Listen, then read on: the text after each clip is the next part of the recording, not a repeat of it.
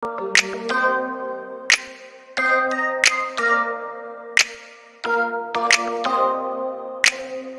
my block to your block, from my block to the chopping block, the chopping block. From my block to your block, from my block to the chopping block, the chopping block. To chop it up with us. Tell us how you get down.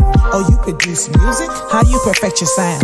Do you run a business? You built it from the ground? Is it incorporated? In state or out of town? We just chopping it up. You should rock it with us. If you an independent artist or LGBT, it don't matter what you do, long as you chopping with me.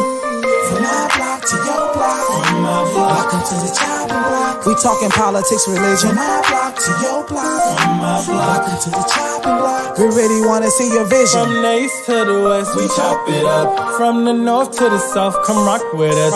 And let's chop it up. Chop it up. Your business booming, I wanna learn from you. We just chopping it up. Rock, I wanna learn with us. We just chopping it up. Rock it with us. From the east to the west, we chop it up. From the north to the south, come rock with us. Chop it up. Your business growing, I wanna learn from you. From my block to your block, from my block to the chopping block, the chopping block. From my block to your block, from my block to the chopping block, the chopping block.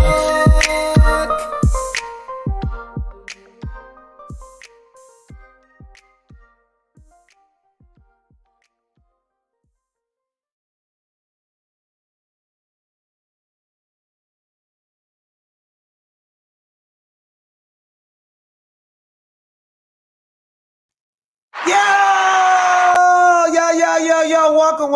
I'm your host, your girl T Swag in the building. I got it. Welcome to the Choppin Block, y'all. We is live. We is back on the block. My bad, we had missed last week, but we back here live full in effect. Let me go ahead and bring my co-host in. Welcome, Amber. Yes. How you doing? I'm great. You're great. How your week been? It's been good. Well, the last 2 weeks, has this been Getting some rest. Yeah. that part, yes. How's everybody out there that's tuning in doing? Hey, if you're looking at this right now, I need you to stop what you're doing. I need you to share this live right here on your page, yo. If you rock with us live right here on the Choppin Block, man. Again, thank each and every one of y'all for tuning in each and every week. When we coming up here live, you never know what we got going on, what we talking about, and all that good stuff. Yo. Yep. Hold on, let me plug this phone. Plug this phone. Hello? Friday. Is you? Hello? Hello? No. I can hear you. I know you can hear me. No. I don't understand it. You hear that? Do you hear? Do you hear what I'm hearing? And why am I hearing feedback?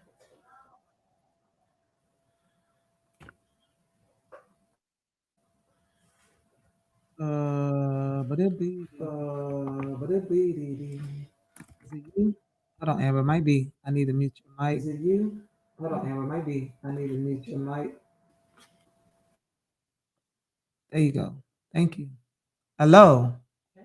That's much better, huh? Absolutely. I'm thinking like it was my phone. I'm like, hold up. Again, y'all, welcome to the Choppin Block. I'm your host, your girl T Swag in the building. Yes. Listen, today we got some good topics we're going to talk about. But right now, we're going to go ahead and get into this Block City love. Y'all know what time it is. You know what I'm saying? Y'all know what we do. Every time we come in, go live. You know what I mean? The numbers, the line is open. It's open. Hold on, I got to take this off. Boom. The lines are open. I need y'all to call in, give your Block City love, yo. You know what I mean? Who you give your Block City love, Amber, to while we sit here waiting on people to call? Giving my Block City love to my mom, of course. Love my mom. Hey, shout out to mom. Yes. She always calls and checks on me. She helps me get my life together. Facts. That part. Yes, absolutely. Right. And Who else? What else? Just your loved ones as a whole. Right. I want to give a shout out to one of my former students. TT. So, just condolences to the family because I know a lot of her family. So condolences and prayers up to the family. It kind of hit me hard. Oh, we got a call. Oh, damn, we got a call. Hello, thank you for calling the Choppin Block. I'm your host, T Swag. Who is this? This is the only one. The only one. I guess. Okay. This is the one and only chocolate dropper. Chocolate drop. Hey, chocolate drop. I was too close to my sister's phone, so it was echoing. Oh, yeah, we heard it. What's going on? Who you give your Block City love to? Say that again. Who you give your Block City love to? Who I'm giving the block love to? Yeah. T Swag, baby. T Swag in the building. T Swag in the building. What city are you in, Chocolate Drop? Sending love to my cousin that's hosting the mic. Did you hear what my co-host asked you? What'd he say? It's a she. Oh, I'm sorry. What'd he say? What city are you calling from? Oh, Newport News, baby. Newport News in the building. Hey, yo, thank you for calling in, yo. Much love. Make sure you stay tuned in. Thank you.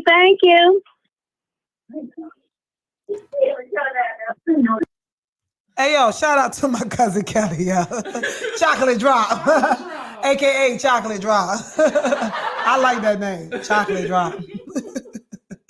Hey, yo, listen, y'all go ahead and call in. The lines are open, y'all. Come in and give your Block City love. Who you want to give your shout-outs to? Who just, graduated? Somebody just died, whatever it is. Speaking of that, I want to give my condolences to, a friend of mine, Queen Street Finest, Cornette Holloway, may her soul rest in peace, y'all. They found her the other day, unresponsive and stuff like that. We don't know how or why. She was 33 years old, very young, beautiful soul, gone too soon. So definitely want to give my condolences out to her, Yeah. It was just a sad thing. Oh, no, not yet. It wasn't scary, but it was sad. Sorry, y'all. But anyway, back to you, Miss Amber Rowe. Who you say you want to give your shout out to? So like I said, I was giving my condolences to the family of one of my students, TT. Yes. Yeah, she passed yesterday, and I looked. So she was one of my former students. Sweet girl. Gone too soon, gone at a young age. So condolences. Gone too soon. Rest in heaven to all these lost souls out here. Hey, yo, listen. Call in. The lines are open. 943-9299. This is my single, Out the Kitchen. Give out your shout outs, your condolences, whatever you want to do. People getting new jobs. All that good stuff. Good jobs, good homes. Let's go. Everybody filing the taxes. Yes. Refund checks. Is that I couldn't get my words together. I was so hyped, but I catch the block next week. Hey, yo, you can always call back. Hey, thank you for calling the Choppin Block. I'm your host, your girl T Swag in the building. Who is this? It's Tamara. Hey, Tamara. Welcome to the Choppin Block. You are live. What up, girl? What's up? What's going on? Girl, nothing much. Just calling to give you a little bit of love. Trying to give me a little bit of love. Hey, yo, listen. I know you got more love to give other than me. What city you calling from? Bad news in the building. Okay, Bad news in the building. Loopy News is hype tonight. Well, I'm just calling because give you some love. Love you. Good Love you night. too. Good night. Hey, yo, thank y'all for calling in. Hey, lines are open. Lines are open. Hey, Destiny. Hey, Des. Hey, boys and girls, this your girl T Swag here. And today's topic is going to be how some people laugh at talent. Splat! Come on. Some people laugh at talent, laugh at talent, laugh at talent. Splat! See? Got another call. Thank you for calling Choppin Block. It's the one and only Rage Monet, aka Nana Poochie. Hey, y'all. Hey, baby. Nana Poochie in the building. What's up, Rage? Hey, what's going on? First of all, I got to give some love to my sister. Shout out to you in the Choppin Block. Thank you. I'm always happy to see you rolling. And then, of course, I'm going to give a shout out to my goddamn self. Why? Because it's the first day in the suite. We back rolling. Yes. You can book me, and it's popping. And then the Poochie will be back soon. So, what's up? What's up? You know what I mean? It is up. Yeah, So I everybody just be had asking to about call. Nana Poochie. With Nana Poochie be back. Nana Poochie gonna get some new hair, got some new outfits, just gonna get on that machine. And Nana gonna be shot, baby. We gonna be outside, it's gonna get hot. Yes. Got to go see these people. It's gonna get hot. So Nana Poochie will be back soon and all of that good shit. All that good stuff. But y'all be good. Yes. I had to, call you, show some love. Oh yeah, I want to definitely give love to you. You got your, got your little business open up, shop open up. You do nails, you do hair, she do custom dresses, custom suits. You know what I'm saying? Like I'm telling you, she do makeup, she does it all. Barbara, I'm telling you, this is all in one shop. Yes, one-stop shop. Yes. Thank you. And also, I'm doing a prom giveaway. It's for the surrounding areas. If you have seniors or no seniors, I'm doing a full prom giveaway. They get hair, nails, makeup, and a custom gown. They just have to have a 3.0 GPA and write an essay, 1,000 words on who they desire to be. So if you guys know anybody, let the people know. Hey, if you out there listening, you know what I'm saying? Make sure y'all share this live. You know anybody have any proms coming up? 3.0. Come on, because they are expensive, y'all. I'm trying to tell you. Listen, share it again. Say it again, sis, because there's people tuning in again. Tell them what you got going on. Okay, so we got a prom giveaway. I'm choosing a winner on April the 1st. This is for seniors. If you have seniors who need to go to prom, this is the perfect opportunity for you. All they have to do is be a senior, have a 3.0 GPA, and write a 1,000-word essay on who they desire to be. They get full glam hair, nails, makeup, and a custom gown sponsored by Print Ray Studios, and I will be glamming the day. Oh, I forgot. They also get a photo shoot as well. So, yes, if you have seniors, if you know anybody, let me know. It's open. I'm picking the winner. And if they do participate, whoever does not win will get $75 off if they still want to book services with me. But they got to participate. How can they find you? They can reach me. Okay, on my Facebook at Rage Monet, or you can visit my website, www.printedbyrage.com. Thank you.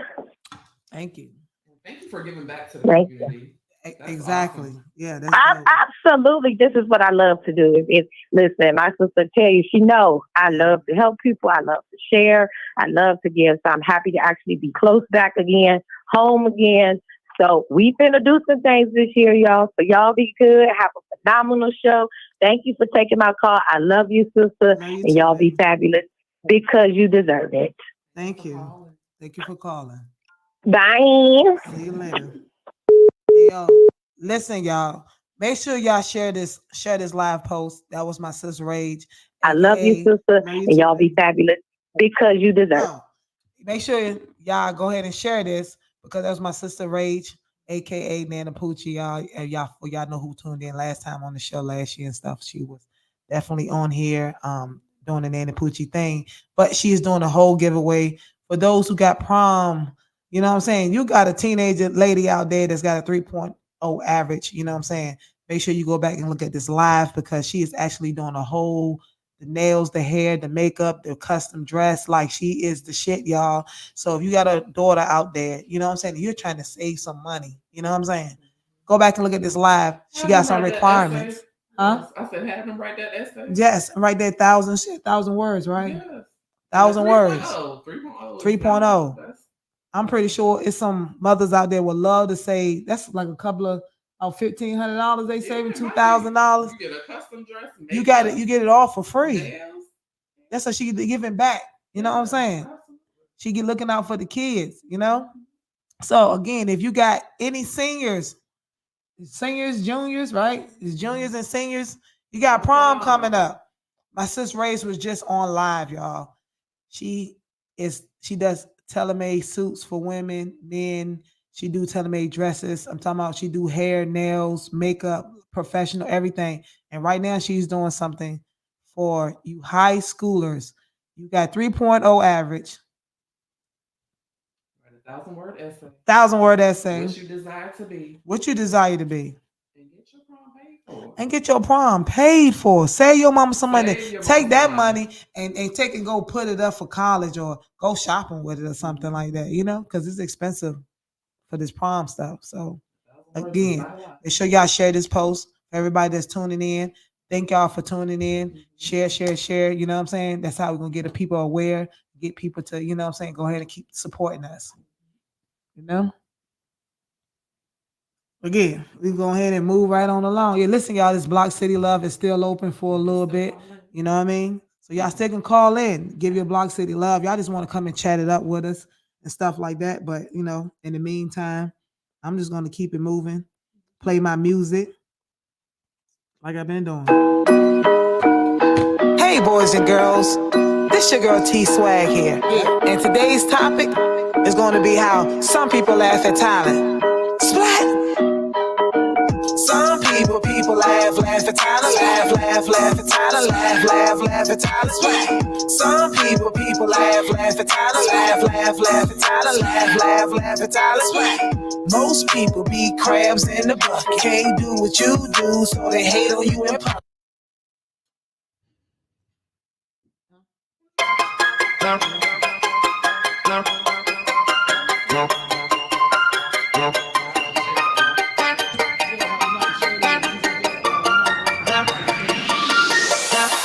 Never giving up, even when life seems a little rough.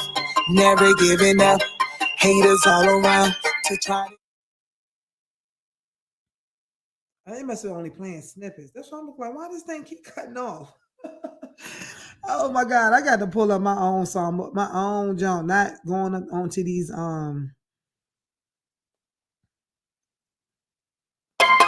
gonna do that.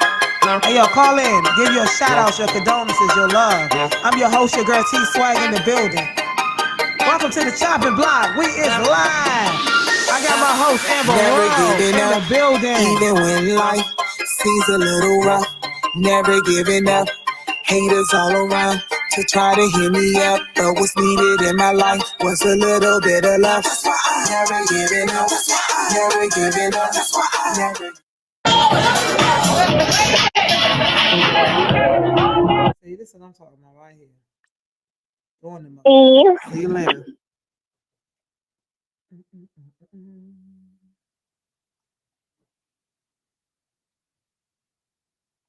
Yep. Never giving up. Don't never give up. Don't care what nobody say. Oh my God. You know what? The whole time we've been live on this show, and I forgot to put live on the radio. So we've been up here for the last 19 minutes. I done did it again. I'm your host, your girl T-Swag. Welcome to the Choppin Block Live. Hey, y'all, we got the Block City Love line is open. But in the meantime, you know what I mean? In between time, you know. 757. You heard him. 94 Shri. Not 3, but Shri. 9299. Let's get it. Give your Block City love, your shout outs. Did you give your shout out? Who, me? Yes. Yeah, remember I was. Yeah, she did. Okay. My condolences. I ain't had no shout outs. You know what I mean? I didn't even. Huh? Any other Block City love? Any other Block City love? Well, I mean, I want to give my Block City love. God always told me the road would be tough, but the key to I want to give it to. So I'm gonna give my Block City love to you. You know what I mean?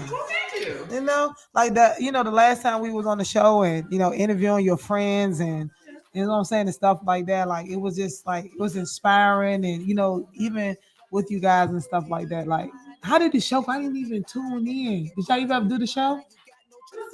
I did. It was just me and Nika. Oh. So other people, Ashley and were like under the weather. Okay. So we just talked about relationships with food. Kind of what we touched on when we were on the show here. But well, no, it was just relationships with just how your relationships have changed with some people. Period. Some people treat you differently. Prior to losing weight, they treat you a different way when you lose weight, and how that affects you, and just trying to have a support system as a whole. Right. So that kind of goes into our topic at hand, friendship. God always told me right. Would be tough, but the key to life is to never give up. That's why I'm. Nope. Hey. Stephanie, why don't you call in and give your Block City love? The lines is open. We're going to be open for another about 5 more minutes, and then we're going to go on ahead and move on to the Daily Blockage. Well, we're about to get into these topics and stuff like that. We got some good topics we're going to talk about today. Talking about good, how do you define friendship? What does friendships mean? And we're going to talk about different types of ships. You know what I'm saying? Because, relationships is broadened, because you got family ships, you got love ships, you got business ships, you got situation ships. You got all kinds of ships going on. So, what I'm saying? We got that topic we're talking about today. We're talking about different gender roles. So some of those have changed over the years than, different than traditional gender roles. So right now we got the lines open for a couple more minutes. Y'all call in 757-943-9299. And for those who listening on the radio, we deeply apologize for coming on so late. It's my bad. We apologize for the inconvenience. You know what I mean? But it's much love. But definitely, those who listen out there on the radio, we definitely gonna have a replay, so you make sure you don't miss out on the first 19 minutes that that you did miss. Some good information that was up there. And for those who's tuning in, make sure you share this live, share. We appreciate everybody's efforts. You know what I'm saying? Even when you share it on your page, then go back on your page and share it in your messenger. Get those people to tune in. Clock in,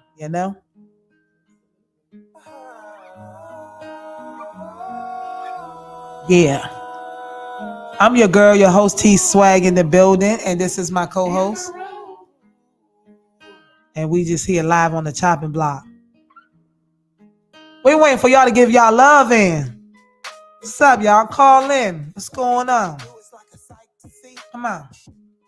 Take what's left of me. What's the name of this song? You're my joy. What inspires you to write this song? I mean, everybody been there before. I give you the one. Everybody thought that person was the one, or you might even have that person as the one. You know what I'm saying? Your kids might be the one. You know what I'm saying? I don't know who your joy is, So when I wrote this, it was, about love.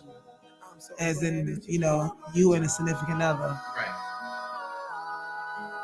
And everybody want this type of love. You're my life learned lesson. I never felt like this. Every day it's new, you're number one on my list. It's something about your kiss. I wanna stay forever, never knew a love like this. Damn, how you smile so sweet. Gentle in the sheets, classy in the streets. Come on, keep me deep in your heart. Looking in your eyes, I knew what it was from the start. You the one I see at night. Hey, you the one I hold so tight. Cause you the one I need in my life. And you the one I'ma keep in my sight. You're my joy. You're the one I need right beside me. I'm so glad that you found my joy. Every day with you's a blessing.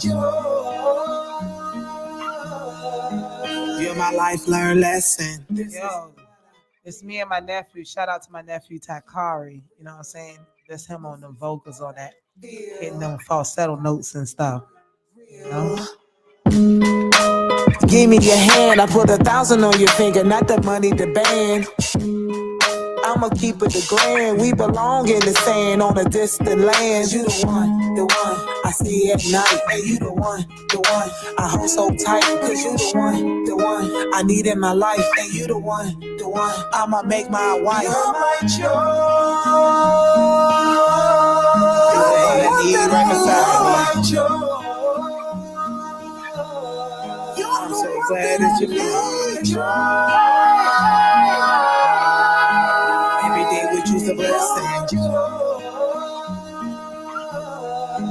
You're my life learned lesson. Yes, shout out to my nephew. Hey yo, this is one of my favorite songs off my EP album. Listen, a lot of people don't even know. People like, who was that guy on the show? I'm like, that's my nephew. You know what I mean? That's my oldest one. Like, voice is phenomenal.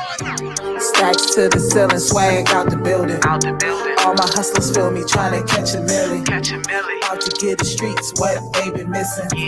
Coming with the heat, fresh out the kitchen. Out the kitchen. Come on, call in 757-943-9299. You know what I'm saying? You want to come chop it up with us. I don't even care. You ain't even got no love to give. You just want to just come call us and just talk to us. You know what I'm saying? The line is open. You got like 2 more minutes. You know what I mean? I'ma make $1 million. I just got a feeling. Swag empire, got my own business. Movie, clothes, and shoes, all independent. Running up the check.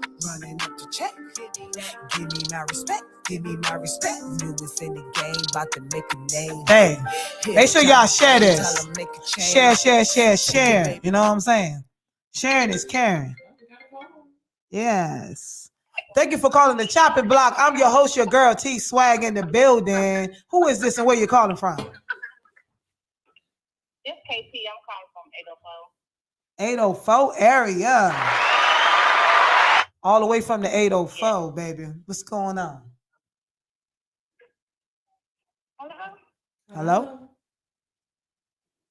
Do you hear us? I said all the way calling from the 804. I said, what you got going on? I ain't got nothing going on. I called in for the do my shout out. You're gonna do your shout out. So go ahead. Yeah. The flow is yours. Okay, first I wanna I'm gonna give a shout out to my mom, sending her some condolences. She passed away last month. Oh man. Rest in peace, Lynn. I love you.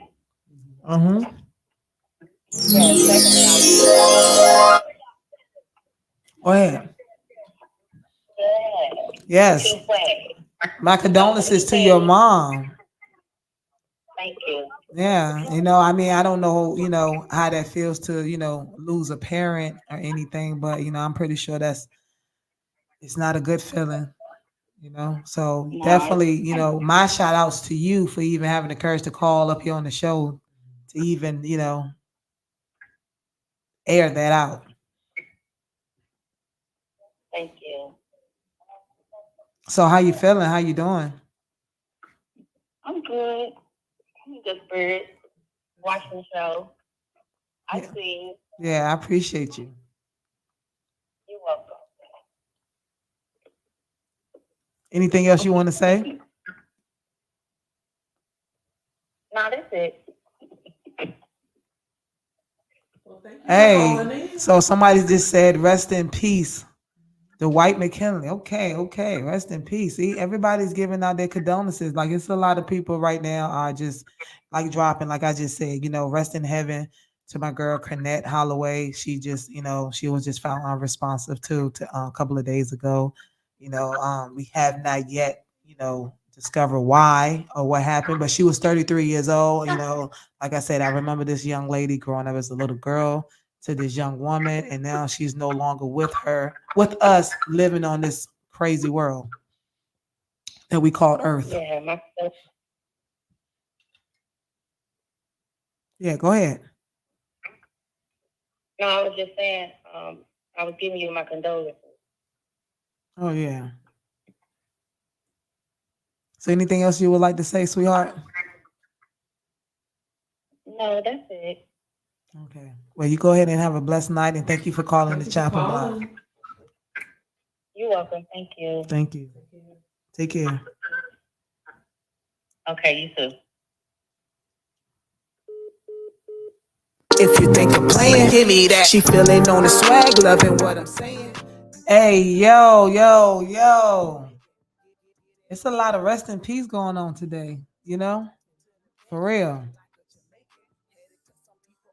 Anybody know anything about the Aberdeen Road murder that was one of my best friends? No.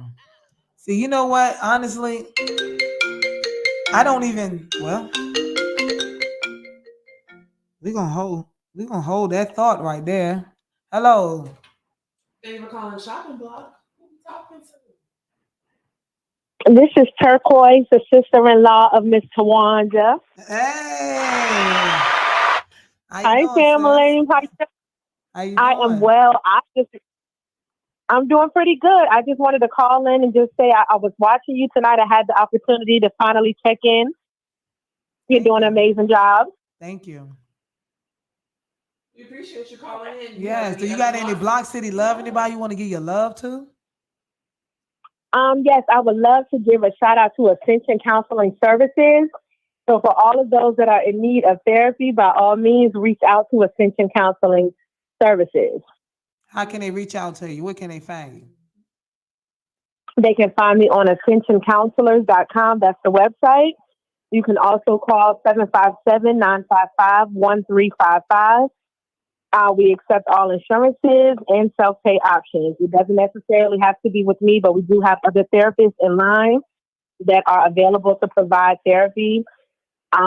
Just healing in general. I think we all could use some of that right about now. Yeah, we all can use you on the show, to have a topic one day to talk about mental health and stuff like that, because a lot of people they think that they normal and there's no such thing as normalcy. So, and this, sometimes huh? It's just important to sometimes have a healthy outlet. So sometimes going to the girlfriends, the family, the significant others, sometimes you just need someone who's not attached to you that can provide a different perspective as to what's going on in your life. So just be open to something different, be open to change. Right. I definitely agree with that. Having a neutral party, because like you said, sometimes we can't always go to our loved ones because it could be one sided. Absolutely. Absolutely. So I'm all about trying something new. Just being open to new experiences.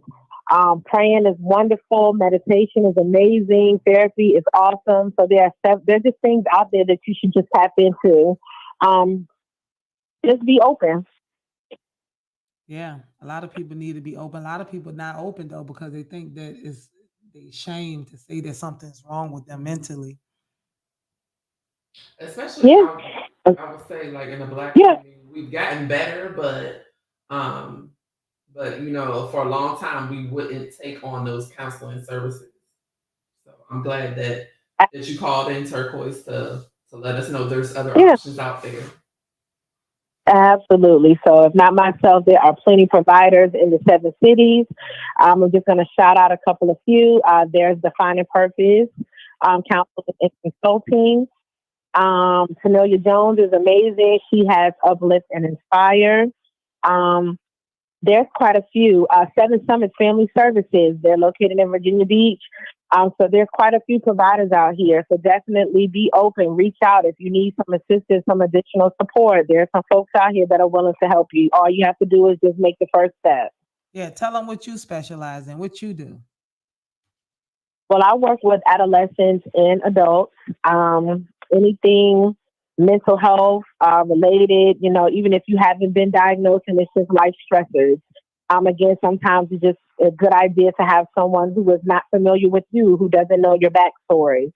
So it just gives you an opportunity, a safe space to be able to come in and just speak open and freely about what are the challenges and barriers and just life stresses that are going on in your life currently. So we cover everything. And if I am not able, if it's something above me, then I certainly make the appropriate referrals to resources in the community. And tell them how to reach you again. What's that phone number again? 757-955-1355. And the website is ascensioncounselors, all one word.com. So reach out. Boom, just like that. Thank you so much. You never know who's watching. Absolutely. So yeah, like I said, it doesn't necessarily, have to be me. I'm familiar with a lot of your listeners and I have relationships and I can understand how that may be a little difficult. So again, if it doesn't necessarily have to be me, but I am tapped in, we do have other therapists on site. And so we will definitely make sure that we're available to meet your needs. Great. See, Block City Love. Everything happened for a reason, You never know who might be calling in. Absolutely. So you all enjoy your night. Tawana, you're doing an amazing job. Big ups to the Choppin Block and be sure to keep yourselves listening and checking in. All right. Thank you. Appreciate it. Have a good night. All right. You too. Running up a check.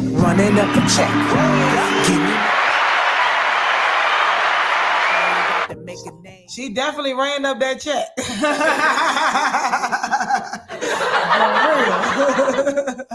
Yo, shout out to my sister-in-law, Toe Course, Rollins Perrin. She is, one of the top #1 mental health counselors right here in the 757 cities. For those who's tuning in, y'all need some of that mental wellness. You know what I'm saying? Go ahead and contact her. If not, like she said, she has other resources out there. You know what I mean? Again, I'm your host, your girl T Swag in the building, and I have my co-host Amber Rowe. Hey. Why is you? I seem like sometimes like when you ain't moving, like I feel like you froze or something. Like I'm like, what is going on here? Yes. Hey, listen, y'all. The lines are still going to be open. Again, 757-943-9299. I'm your host, your girl T Swag. Call in. Okay. But speaking on that, before we get off that, when Lucy was saying something about, did we know anything about the Aberdeen Road murder that was one of his best friends? Like I was just trying to say earlier is that I don't even look at the news, bruh. For real. Like the news is Facebook. You go on Facebook, you're going to find out who died, why they died, who did it, why they did it, what's going on. Like, it's just like it just seems like the news. Like, I don't even watch regular TV. I don't even have cable. I just look at Netflix and Hulu. That's it. So I didn't hear about it. I hear about everything, like I said, Facebook or be word of mouth, get a phone call or something like that. But again, shout out to your friend. Yep. Yeah, my condolences. That's a shout out. Shout out too, you know what I'm saying? Because like people thinking death is like the end of the world. No, they more peaceful than we is. We the ones sitting here in turmoil, real stressing and struggling. The people that's gone from this world, they ain't got no more worries, Nothing. None of that. But anyway, again, the phone line's gonna be open, y'all. We're gonna go ahead and get into, these next topics, which is what we're gonna talk about? Friendships. Hey, boys and girls. Hey, this your girl T Swag. What do friendship mean to you? It's gonna be how Huh? people laugh at talent. What does friendship mean to you? What do friendship mean to you? So over the years, it's probably, well, I would say as I've gotten older, you know, it means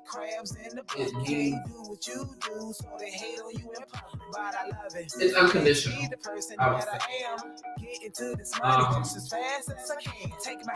You know, a lot of times growing up, you know, based on popularity. You know, who was cool at the time. But those individuals that are actually there for you when the rubber meets the road. Right.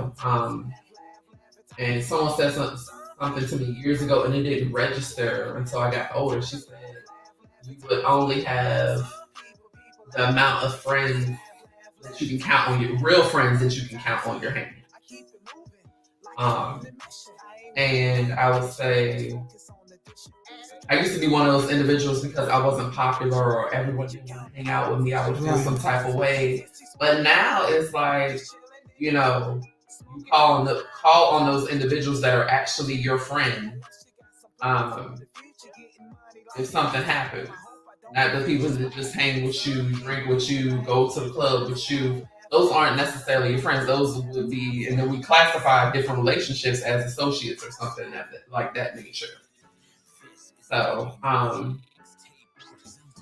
those individuals that you can share your dreams, your aspirations with, those people that you done cried on the phone with, those are your friends. And you know, but yeah, even those type of friends you got to be careful with, right? You know, like because, like even nowadays, like you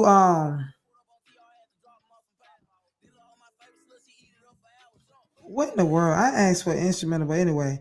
But yeah, like I was just saying, like even those type of friends you have to be careful with because you can have a friend for years, yo. Mm-hmm. Like, I mean, you can have that motherfucker for like 15, 20 years or 30 years all your life. Your friend know you from rooter and tutor, and that be that very friend that sit there been jealous of you the whole time, been envying you, but keeping you close, but the whole time you've been in the blind.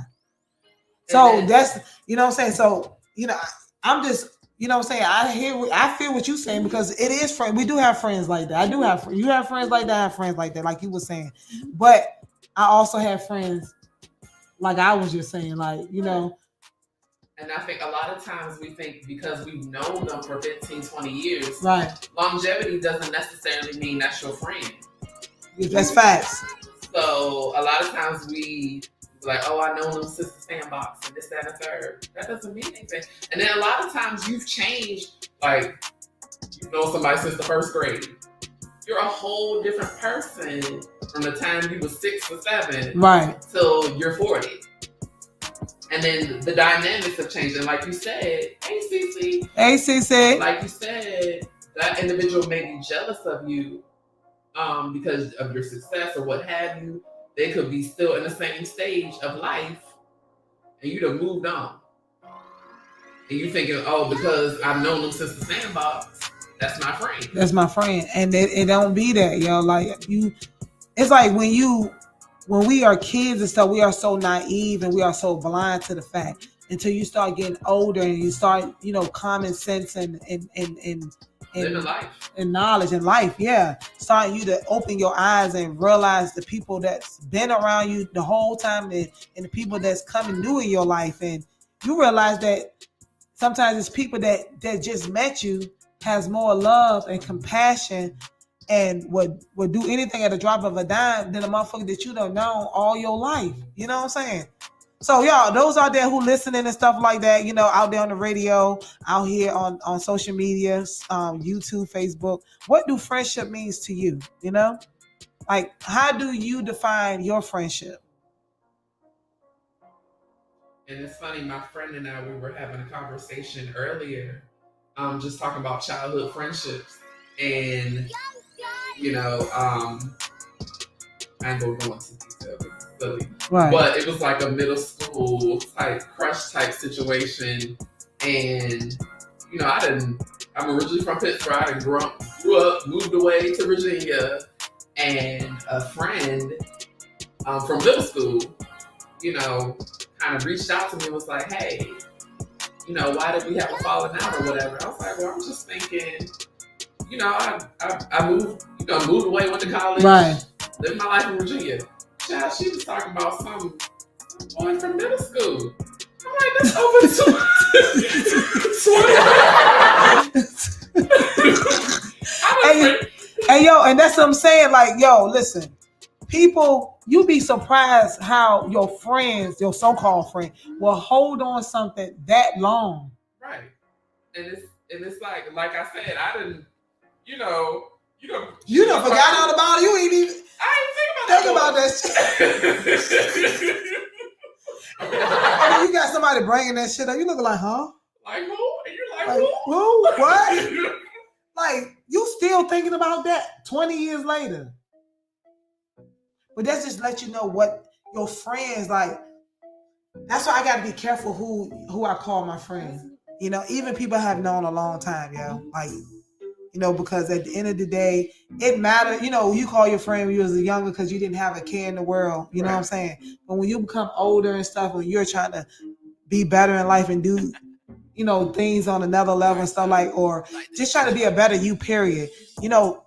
You just realize those same friends that you'll know, they be the main ones that's jealous because they trying to figure out, how did you come up with that? How did you get there? You know what I'm saying? How did you do that? Instead of them saying, congratulations, my friend, my sister, my brother. You know what I'm saying? How did you do that? I want to get there. I want to do what you did. But see, people have so much pride that they don't, you know what I'm saying? They don't know how to be happy for their friend. Right. And that's to let you know, baby, you was never my friend. You know what I mean? Because if you can't be happy for me, because if anything, should be happy and say, hey, I want to get to where you at. Because I'm that type of friend. Or let's do this together. Yeah. I'm that type of friend. If I know that my friend I done grew up with became successful, bitch, wait a minute, hold up. Because I'm congratulating, high five, you, everything. And then then I'm going to pull you to the side like, hold on, bitch, now we done grow up here from the sandbox. Now, you got to teach me, how the fuck did you get $2.5 million this year? Well, show me your blueprint because I want to get there. You get what I'm saying?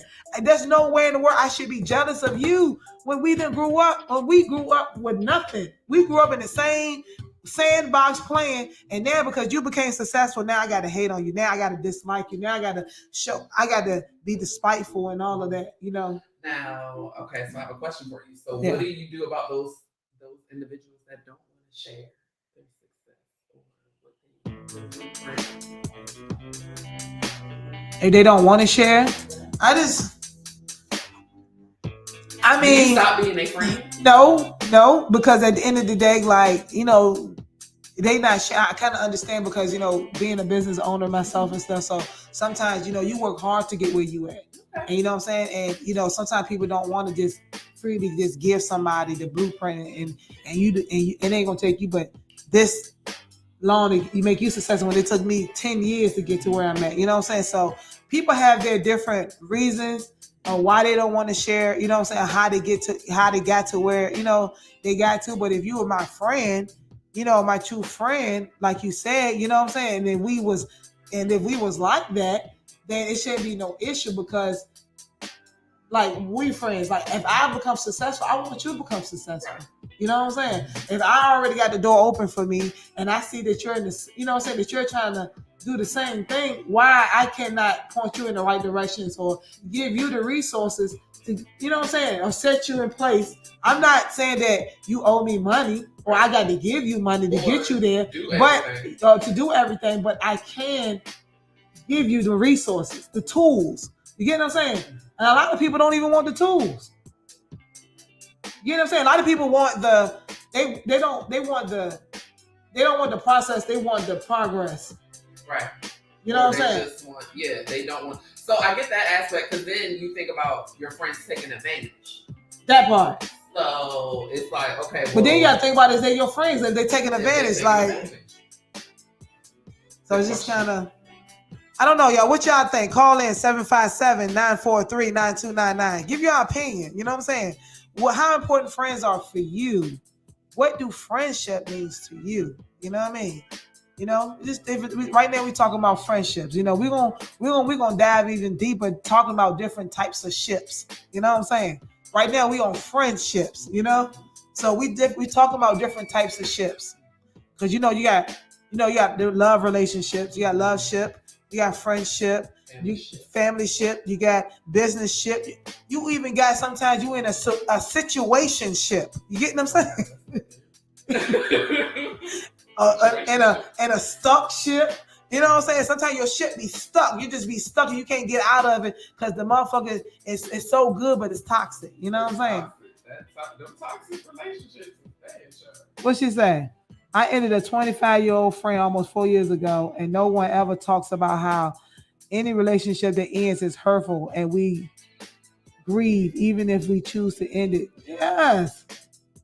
I don't want the blueprint, but show me which door to walk towards. Come on. Not love ship. Yeah, listen. Okay, now back to you, Tiffany. Like this, 4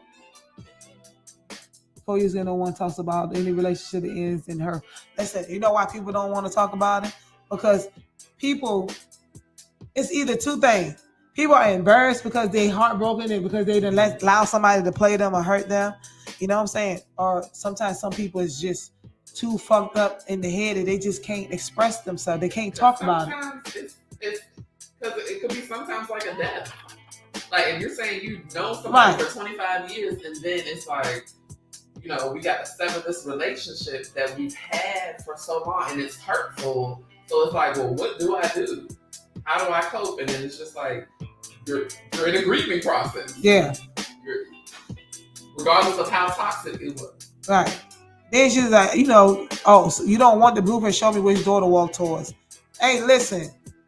Walk towards the door. And sometimes you can that's like you can bring that. You know how the saying says you can bring a person to a well, but you can't make them drink it. So even though I can show you which door, I can point you to the door. Don't mean you're gonna walk to it. Don't mean you're gonna walk through it. You know what I'm saying? Don't even mean that you're gonna open it, turn the fucking knob, or knock on the bitch or something. You know what I'm saying? Who knows that? So again, so sometimes, you got to be careful when you say, I don't want the blueprint, but show me which door to walk through. Because sometimes, are you ready to walk through? Is it your time to walk through? Sometimes you might need that blueprint because there's steps that you need to take in order for you to get pointed to that door. No, I don't want to go too deep. My mind is... Keep that deepness. But again, y'all speak your opinion. Thanks for y'all commenting on the thing. Y'all know y'all also can call in 757-943-9299. You know what I'm saying? To give y'all opinion. You know what I mean? Again, we talking about different types of ships going on. We got all kinds of ships, relationship. What do friendship mean to you? How important friends are for you?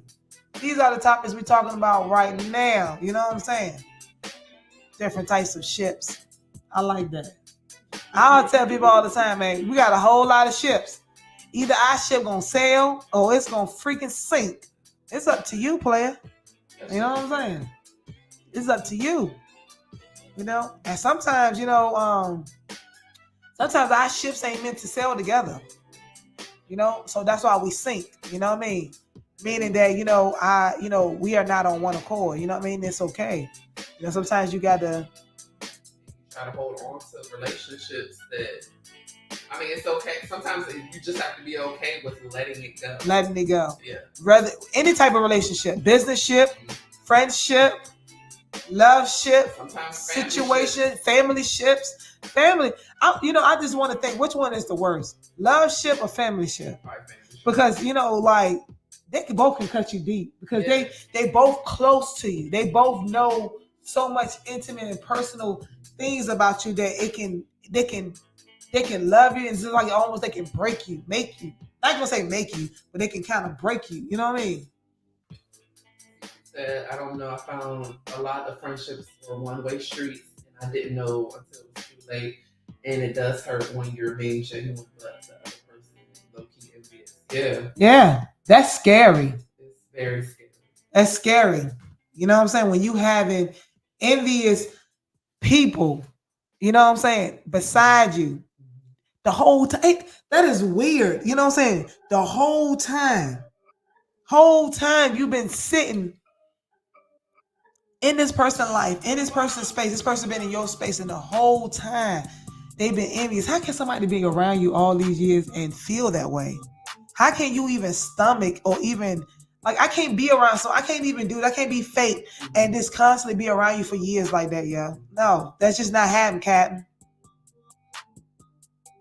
And it's sad because it's like Cece was saying, you know, she's saying it's like a one-way street. So, you know, you probably, you know, doing for your friend, doing. And, you know, you done exhausted your resources or, you know, like, okay, so I'll say me, for instance, like I was doing, you know, I look out, like you call me in the middle of the night, like Amber, I need you. I'm gonna come in the middle of the night. Right. But then if something happens to me and I call you and you ain't know, oh, I can't help you out, sis. Like, you know, and it's not that it's a tit for tat situation, but it should be the same love that you dish out and give. Like I tell people all the time, listen, the way how I extend my gratitude, my love, my time, I want that shit in return because what I give you is showing you how I want to be treated. You know what I'm saying? Like, period. And if you give me anything less than what I've been giving you, then you're going to feel my fucking wrath. Oh. So, it teaches you to, I guess, kind of be mindful. Right. But you don't want to be like standoffish in friendships, but you're a little bit more cautious after a while. I would say I. So I'm gonna see how you carried me one time. How she felt because my friend was in the private group where she was talking about, oh, and okay. See? So, and that's another thing I don't like either. Because if you are my friend, why are you discussing me to another person that don't know me, but you the one supposed to know me? Like, and you supposed to be feeling comfortable to be able to come and tell me as a friend, how do I make you feel? How do you see me? How do you view me? Whatever the fuck it is. You know what I mean? Okay, so the other caveat with the comment that Cece made was, this is what I have a problem with. The part where she said the friend screenshotted me the messages. And then my thing is, well, what did you say? If you in this chat, did you defend me as your friend? Right. And then I'm never gonna. I'm one of those individuals. Like, if somebody talk about you, T-Swag, and it's negative, I'm not gonna. You know, so said something about you. I don't do that because it instigates another. It causes conflict. And even as a friend, like, you know what I'm saying? If somebody's talking negative, like, I would cut that off. Like, listen, however you feel about Amber Rose, keep that to you. I don't even want to hear that because at the end of the day, you know what I'm saying? But she don't make me feel that way. She's a good person, and I don't want to hear you talking bad about her because that's my friend. You know what I'm saying? I don't even want to hear that. Like, you squash the issue. Squash it right then and there. Right, and I don't even come to you and be like, I had a whole right. Like, no, because I already did it. Like, no. Right. So that's the part, you know. Like, I hate when people do that. Yeah. that is nerve wracking. Me about what somebody else said about me. And then it makes me think, like, as a friend, you come back and tell me what they said. I'm going, okay, well, what you said in return? Right. That's what I'm saying. What did you say? What did you say?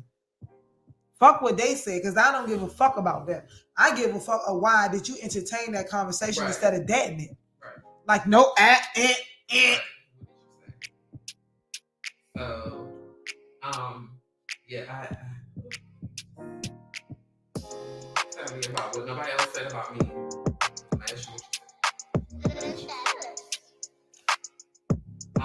But yeah, it's just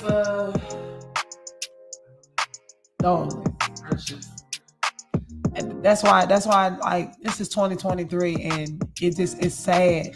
You have to be cautious of who you call your friends. You have to be cautious even when your family members, you know what I'm saying, your very blood, flesh and blood, you know what I'm saying, will cross you for whatever reason. If it's for your man, for $1, or because you look better than them, or because you dress better than them. It could be for whatever reason. people do people shit, and half the time I just be understanding like how, like, are you human like I am? Like, do you even care? Even have a fucking feeling like I do? Like, because how do you even think like this? Who does this? I think family, it hurt. Well, of course, it hurts the most. Well, I would say for me, it hurts the most because you're family. That's your blood. But like you said, those will be the ones that they will do you dirty. And then they swab it down. You hate when your family, right? Because we talk about family ships, then we were just on friendships. So, when you do have this new leaf, a new change in life, and you this different person and stuff, and and you go around family members, and all they remember is the old you. They don't look at what you're trying to strive and achieve, or you're trying to change within yourself. They don't see the steps and but as soon as you bring out a little bit of the old you, or you remind them of the old you, is, oh, you still the same, or you this and that's. Like, no, I'm not still the same. It's just that you're just still in the past about me. You're not seeing me who I am today. One of those, I was talking to a friend the other day, and he wants to make a career change, kind of go into entrepreneurship, and his mom is an entrepreneur, and she pretty much told him like, well, you can't do that, right? And he was like, well, what? Like, you do it, or no? She was saying like, it's not a good idea. So it's a good idea for you, but not for me. So I just thought that was, I can't even say that was weird. Hey, right. Hey, Reginald. Much love. Thank you. Hey, listen. Hey, family. Like, family be the biggest disappointment, because at the end of the day, you would think that they should be your ride or die. They be the main ones that's, like, pushing you hard, motivating you hard, telling you go, but like I said, it's almost like with family and friendship is like kind of go hand in hand, because it's when it's not all family and it's not all friends. It's just the ones that it's always the ones that you care and love the most that always disappoint you. They always make you feel the way you feel. You think about it, because if it was a family member that you barely knew, though, you really didn't know him, you know what I'm saying, you wouldn't even care. Or a friend that you didn't mess with, you wouldn't even care. So it's always the ones that you love and care the most that kind of disappoint you, because you're like, damn, like, or value their opinion or their thought of you. CC, so like, you need to call in, girl. It's like you got a lot. Yes. Call 757-943-9299. Call in. What she say? It was a lot of people in that group. It was a military group, so I feel like she didn't want the pressure to get ganged up on, because what she did get out of the group and cut her off. It was definitely weird seeing a bunch of people that don't know we talk about based off what someone made up about me. Yeah. And then don't you hate that too? People just talk about it, and it be your friend. Got other people in their ear putting a bad seed and a bad thought about you. You know what I'm saying? And then it makes you feel some type of way, because now, you know what I'm saying, you don't even want to go around those people. Then if you do go around the people, then you got to sit here and defend yourself, which you shouldn't have to. Then you got to then get your character right with other people, because they don't know you. They only going by what somebody else said. Or you side-eyeing them. Yeah. And I'm the type, like, I don't do conflict well. And if I know there's an issue, I don't have too much to say. So, and then I'm the opposite. Facial expressions, so I'll just be in there like, no, I'm the opposite. I am the complete opposite. That's why people go now. I'm the complete opposite. I don't play that.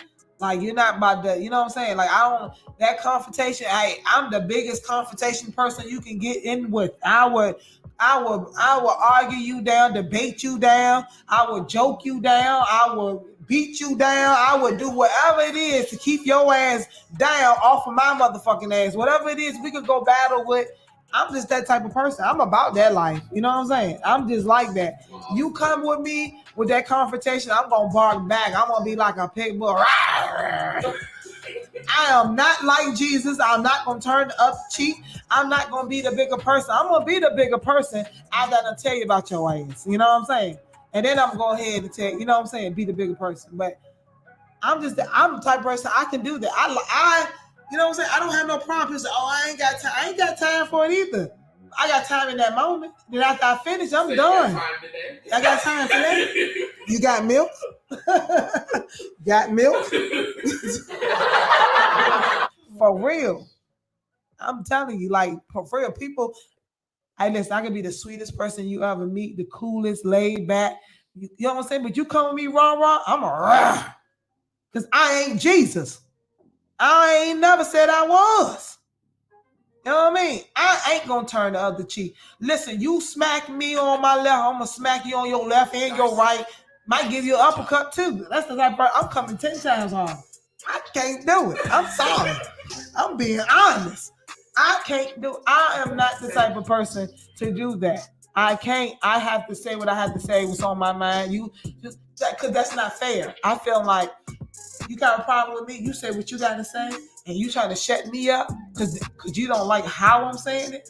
I don't like how you said it, but I allowed you to say it. So then I feel like you need to give me the same room.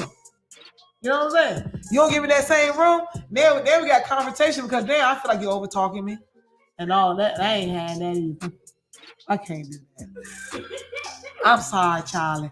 I've been trying all my life to work on that area. It just don't work. And I'm okay with it. I accept who I am. For real. Do not come with me with confrontation. Because, buddy, we're about to have a motherfucking showdown. What did it say? WWE? Showdown. The WWE is about to be a chopping block showdown. Thank you for the call. See, this is probably why I need my sister counseling. Thank you for calling the chopping block. Who we talking to? CC. Hey, CC. Yes, we need to talk to you. Because you just typing away. I done had some things happen with Princess Herman. Yeah, listen, don't everybody. This is a good topic. Yes.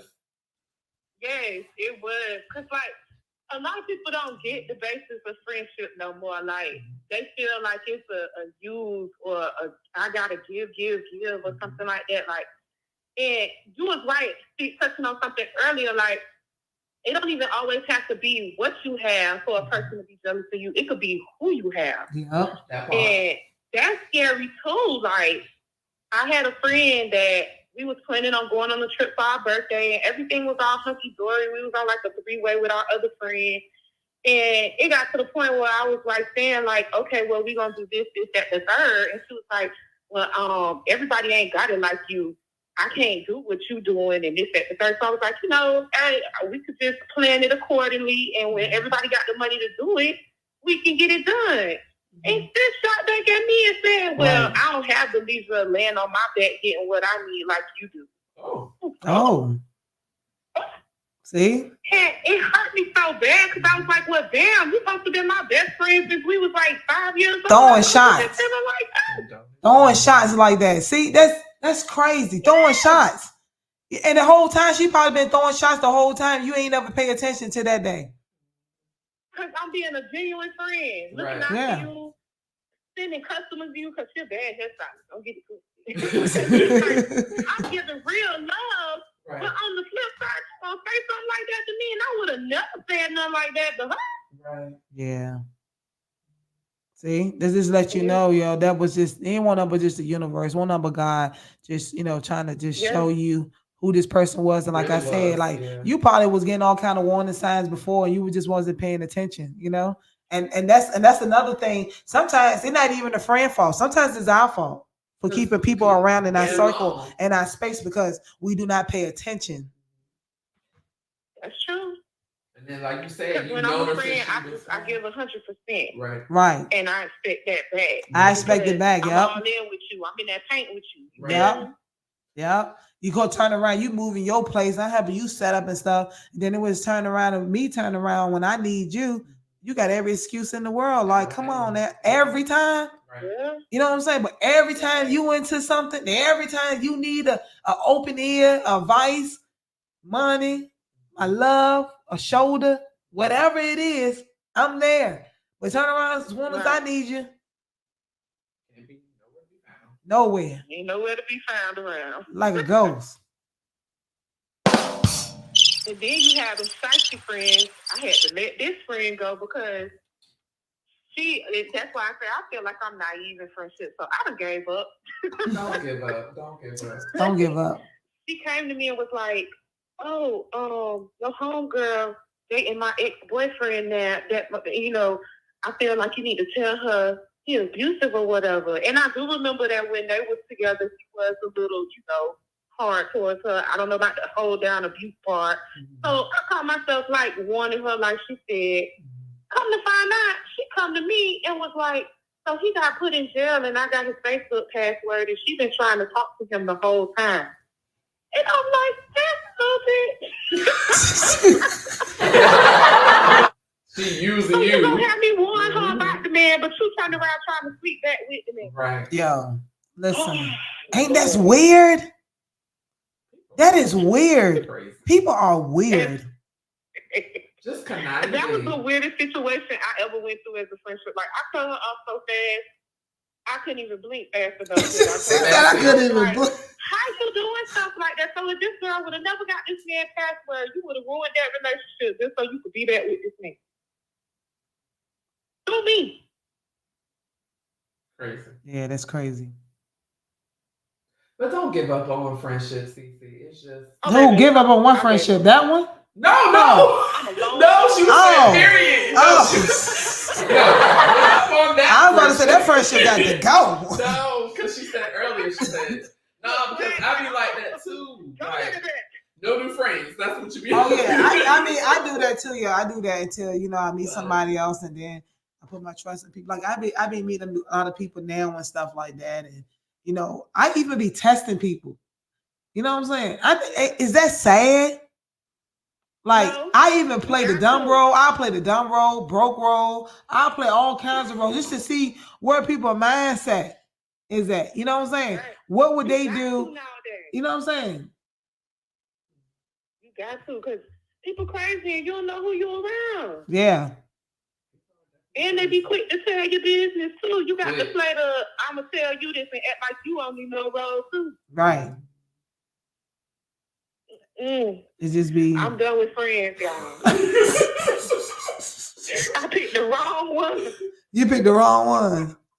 But let me ask you something though. Let me ask you something. So how do you feel when you be meeting these friends? Like you don't see no type of red flags, no type of warning signs, nothing? Well, with the one that she was talking about me in the group, I got warning signs from her. I really did. I just kind of ignored them because I felt like she was just one of them people that just really needed somebody to show her what a real friend was. So I kind of like swept the warning signs under the rug to try to like just befriend her besides what people said anyway. Because I like to give people their own rope to hang themselves. I don't like nobody to tell me who not to mess with or talk to. You know what I'm saying? Yeah. I want to see for myself. So I put my neck on the chopping block. Yes, you did. You right here live on the chopping block.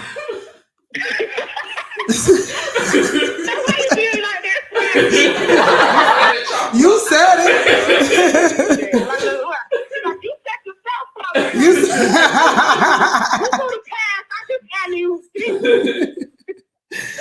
Right. Hey, listen, you ain't the only one though that's going through that, It's a lot of people out here, you know what I'm saying? I appreciate you calling, even giving us your story and your input on, you know what I'm saying, on your storyline, because we all got a story about certain friendships, certain people that you love and you just care about so much and they just shock the fuck out of you.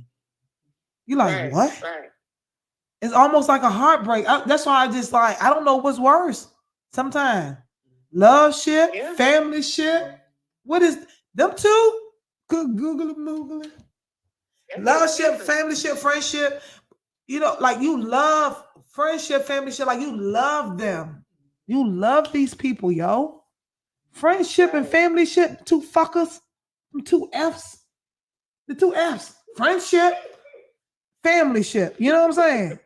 Them motherfuckers will fuck you. The F word. Excuse my language, but they will. No, I understand. All right, I just wanted to call and give my piece outside of typing all yes, because you was typing a lot. Yes, you was. That's why I was like, oh yeah, you need to call in. You know? To get that off your chest. Yes, I appreciate you calling in. You know what I'm saying? Make sure you stay tuned in with us every Wednesday from 7 to 10.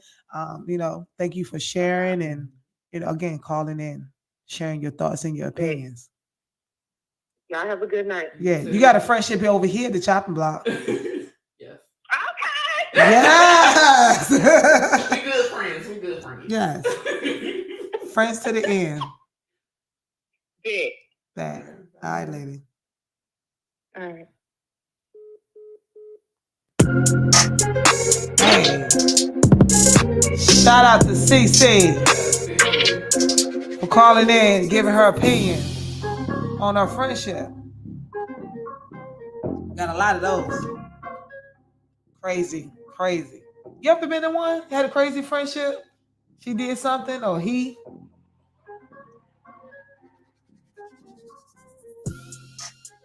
Or was you that crazy friend? Has anybody been that crazy friend? Have you been the friend? Have you ever been on the other side of the fence?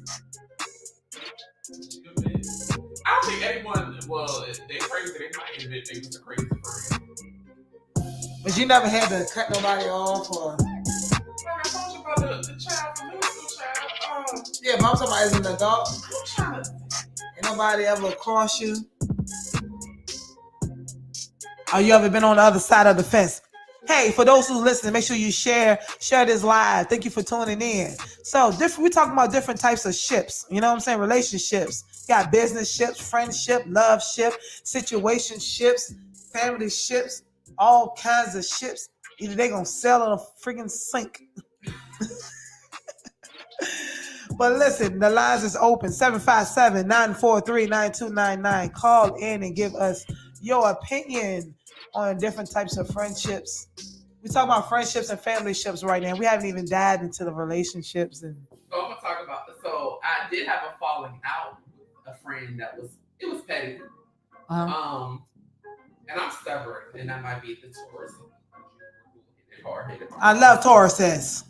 Tauruses and Virgos, yes. Are you a Virgo? Yeah. Oh my gosh! Like we're like yin and yang, like boom, boom, boom. But no, I have a lot of Virgo friends. I think it's because they're both Earth signs. Yes. That's neither here nor there. But if they read about a Virgo and Taurus, like it's just like powerful. We are good.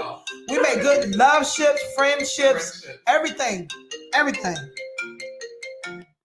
you were calling the Choppin Block. Who we talking to? Hello. Who we talking to? Davida. Excuse me? Can you hear me? Yes, we can. Thank you for calling the Choppin Block. Who is this and where you from? This is Davida. How y'all doing? This is who? Davida. Yes, ma'am. Okay. Yes, how you doing? So are you But I was calling that because I was talking about friendships, and I have one friendship that ended that really stung me. Me and this girl, we've been friends since freshman year of high school. I'll be 34 this year. This is time frame. And back a few years ago, around the time my mom passed, I had, first of all, a month and 3 days before my mom passed, I had just separated from my husband, who I've been married to since 2009. My mom passed in 2018, just to give you a timeline. Okay. And I just moved to I buried my mom, separated from my husband. My condolences. 4 kids. Moved into my new place. I was trying to do like a little housewarming thing because, that was a big milestone for me. A lot happened that year. Right. Wanted to invite my best friend. She moved out of state or whatever. She had a situation to where she ran into a little financial issue. And at that time, my mom left me, a little change or whatever. Made sure I took care of me and my kids first. But because that's been my best friend, like my sister, like my mom for one, I have an old school mom. Everybody couldn't come in my house. I couldn't go to everybody else's house. That was one person that my mom treated like another daughter. And she had a little situation. And she was like, I'm not going to be able to make it to your house, woman, because I got X, Y, and Z going on, whatever. So I'm like, damn, you my bitch. I ain't seen you in a couple of years. I want to, I miss you, da-da-da-da. Like, I really want you to come here. So I told her to calculate, what her expenses was for the month. She has 2 kids. And I'm going to see what I can do. I want to say she calculated maybe close to $2,500. So I'm like, okay, well, since I want you to be here, I said $28. That's enough for you to cover your rent, all your bills for the month, and enough for you to travel to get to me. You left the 4 hours away. Fast forward, it's been a couple of years since then, and on occasion she might bring it up. Hey, I ain't forgot about you. I'm going to start paying you back this and the third, blah, blah, blah, blah. Okay, cool. I wasn't bringing it up, but thanks for mentioning it to me. Fast forward, I'm in a situation, and I reached out, and that conversation came up. And I didn't come at her like, oh, you need to pay me my money, blah, blah, blah. No, it wasn't no situation like that. But conversation came up like, hey, when can you start, paying back that 28? Because nobody got $3,000 just to be thrown away. You know what I'm saying? Like, I'm a single mother for 4 kids. Right. Do it by myself. So, like, when you can start, I'm like, you and your husband work. You could send me $50 a month. I just, what I'm saying? Like, when is you going to start paying me back? It's been over 2-3 years now. Right. And because I brought that up, conversation just went left, and I got a nasty text, and at the end of the text message, basically, she called me a selfish bitch. Oh, wow. Because at the time, her father had just passed. I wasn't aware that her father just passed, because she moved out of state maybe a couple years after graduation. So we didn't talk every day or every week. But at the same time, we knew where our friendship stood. Whenever she called my phone, I always picked up, and vice versa. Whenever she needed me, I was always there, and vice versa. So at that time, I wasn't aware of her just losing her father or whatever the case may be. I just know what I'm dealing with right now. I had a major surgery. I got this place for my home. I'm living in a hotel with my 4 kids, not getting help from their father. So, I'm trying to get me and my kids back right. I didn't feel like I was wrong for bringing it up because, again, it was over 2-3 years since I've done that. And in those 2-3 years, we would talk on the phone. Husband got a full-time job. You a stay-at-home mom, but you got different projects that you do. Like she a grinder. She go get it. I can give her that. We on the phone having conversations. I hear how you order this, how you order that, how you order this, and never once did I break up the money until that one time. So that really kind of stung me because I'm like, you was like my sister. And we go back, like I said, freshman year. And I don't really felt like I was selfish for asking for something. I felt like she was selfish for the way that she responded. Because she was like, every time you're going through something, I might send you a couple dollars. Like, baby girl, out of any time that we talked, you might have sent me maybe $100. 20 here, 10 here, 15 here. When I sent you 2,800. Yeah, see, listen, that's like this one viewer just said, in her experience, lending friends large sum of money is never goes well. Never. And I can speak on a particular situation where I was the borrower. Okay. And life happened, had a death in the family, and it was a similar situation. I mean, I didn't know the person since I knew them for a couple of years, and they did something out of the kindness of their heart, and I had to apologize. And I said, I'm sorry. Because never once did she like, hey, you owe me this money, She was just like, I said, I owe you an apology. And then I said, well, can we get back? Can we get back on a payment arrangement? And not to give her excuse for snapping off and this, that, and the third, because if you're a real friend, y'all can have a conversation without getting an attitude. I'm not saying it was right that she got an attitude. Maybe she felt embarrassed. Maybe, she felt bad. Like, I've been stringing this along for 2 or 3 years and I still ain't paid my friend back.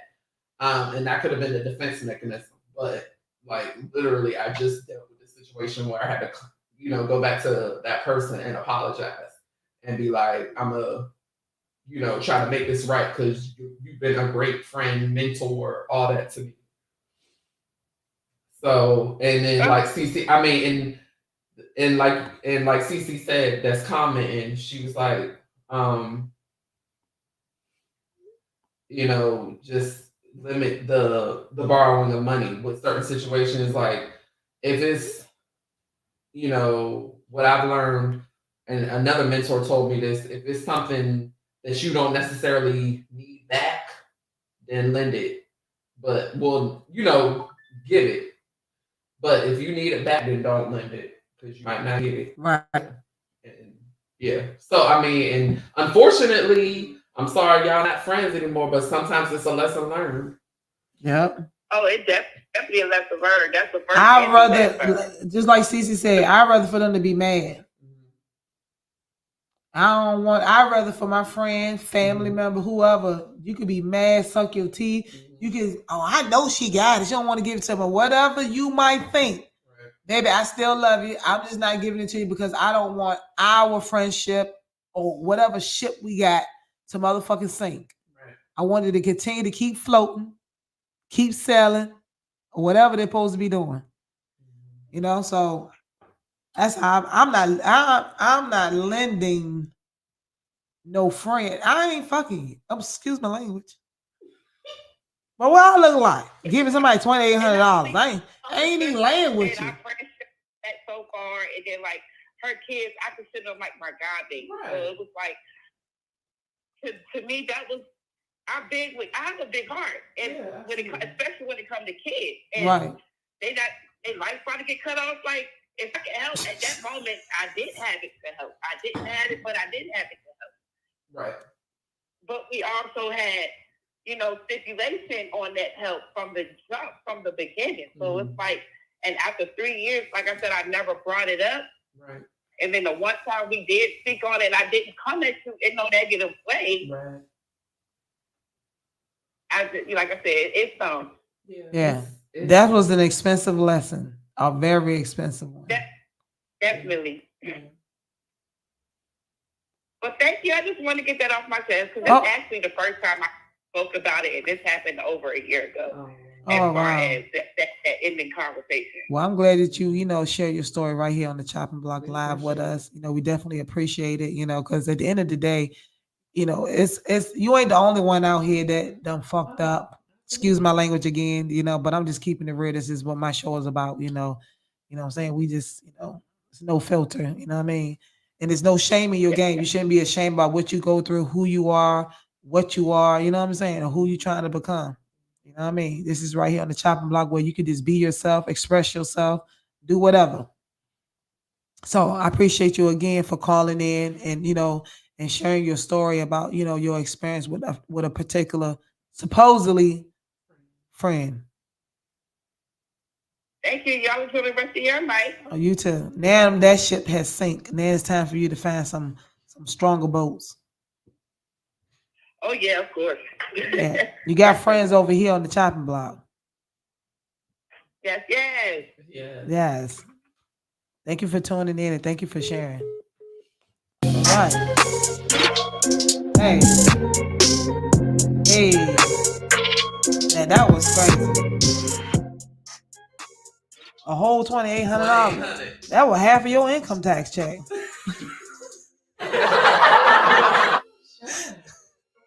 I don't know what to say out my mouth. But I can't even front. Like I probably, like she said, she had extra money, and I ain't gonna front. Like I probably would have did the same thing. Like You know, and I'm pretty sure they was close. I mean, I ain't gonna say that because she wasn't wrong or she wasn't. I don't want her to feel like she was stupid. You know what I'm saying, for her doing what she did, but you know, you did it out of love because you thinking that was, you know, you did it because you was a true friend. It was a real friend. She felt like that was her sister. Right. But trust me, she gonna reap what she sowed, and you gonna reap what you sow, but she gonna reap bad, and you gonna reap good. You know what I mean? So, I mean, that's how you gotta think about certain situations when you know, give with a genuine, sincere heart. You know, regardless of, you know, how the person treated you in the end. Regardless of how you treated that person in the end, like I don't. You know, some people seek get back. I don't seek get back because I feel like the Lord will, you know, look out for me because I did it with a genuine and a pure heart. With tensions. Right. So I don't have to seek revenge or talk bad about you or anything like that. I'm telling you, man, when it comes to those three things, love shit, family shit. I said three. What was that one? Well, I say relationship. Relationship is love shit. Friendship, love shit. Family shit. Friendship, love shit. Oh yeah, family shit. Those three things. Those three things, man. Those are the most deadly ships ever. You hear me? Those are some deadly ass ships. Those Jones got motherfucking bombs, tankers. They got grenades. They got automatic weapons. Those ships right there, it will make you or break you. Those three relationships: family ship, love ship, friendship. Cause those are three things that you put your most love and time and attention to. You know what I mean?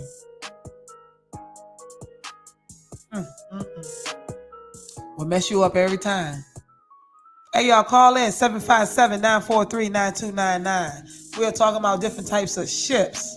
So we've been elaborating for this last hour about friendships and family ships. Y'all got different types of ships. So what ship you're having problems with or that you want to discuss? Call in. In my throat. Like a frog was in here. Okay. 757-943-9299. I'm your host, your girl T Swag in the building. Amber Rowe. Let's go. Hey.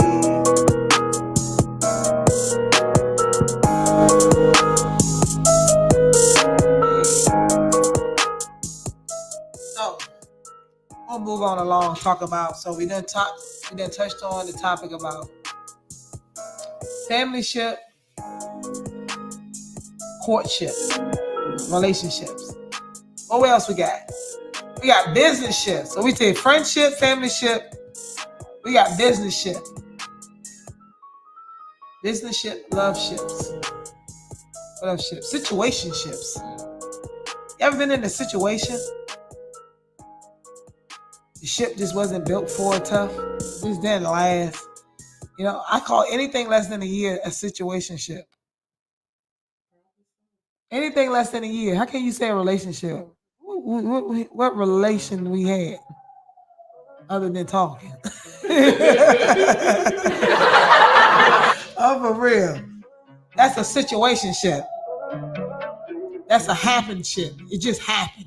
You know what I'm saying? You ever had one of those? A happened ship? Man, it just happened. Like in my 20s, but it's like as you get older, I guess. You ain't got time for it. I guess I'm still in my 20s.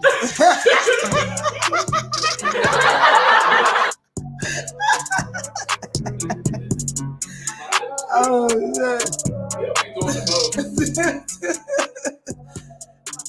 That's the alcohol. That's why I don't need to be. Just say no. Like CC said, I'm too much. Just only when the goose is in there. Goose got me loose. Listen, situationships. Anything less than a year. What y'all think? Call in 757-943-9299. Give y'all opinion. What y'all think about situationships? You think anything less than a year is a situation? Or would you call it a relationship? Or anything under 6 months? What you think? What? I say anything under a year. If we don't last, we don't make it to that year mark or more. It was just a situation. But what if y'all cared about each other? It just didn't work out. Yeah, it still was a situation. A situation that grew feelings.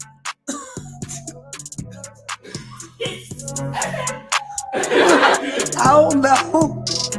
That's what I say. It was a situation shit. I don't know. That's just my opinion. Because it's a situation shit. Anything under a year.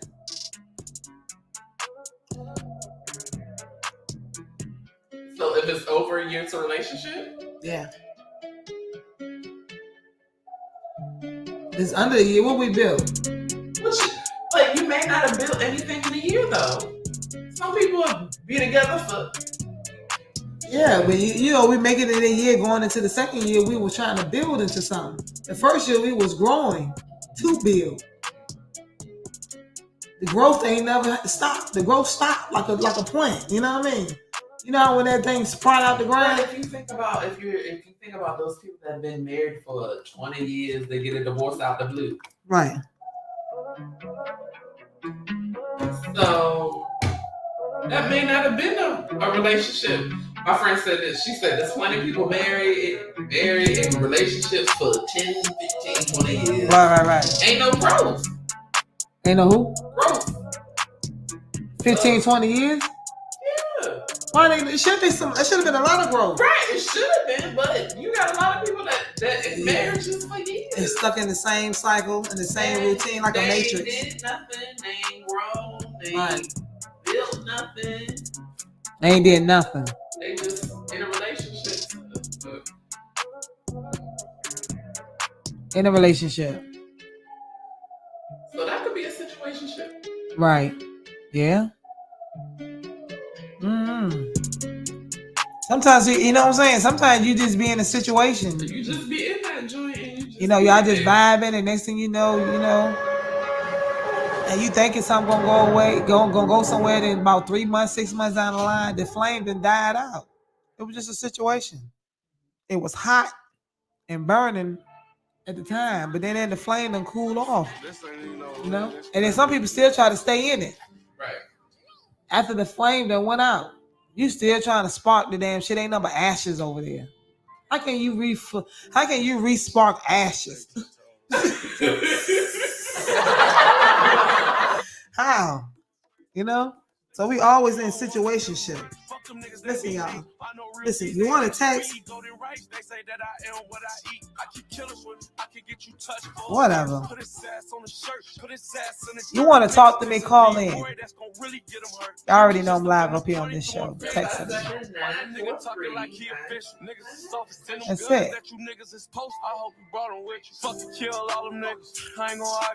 We ain't trying to kill nobody.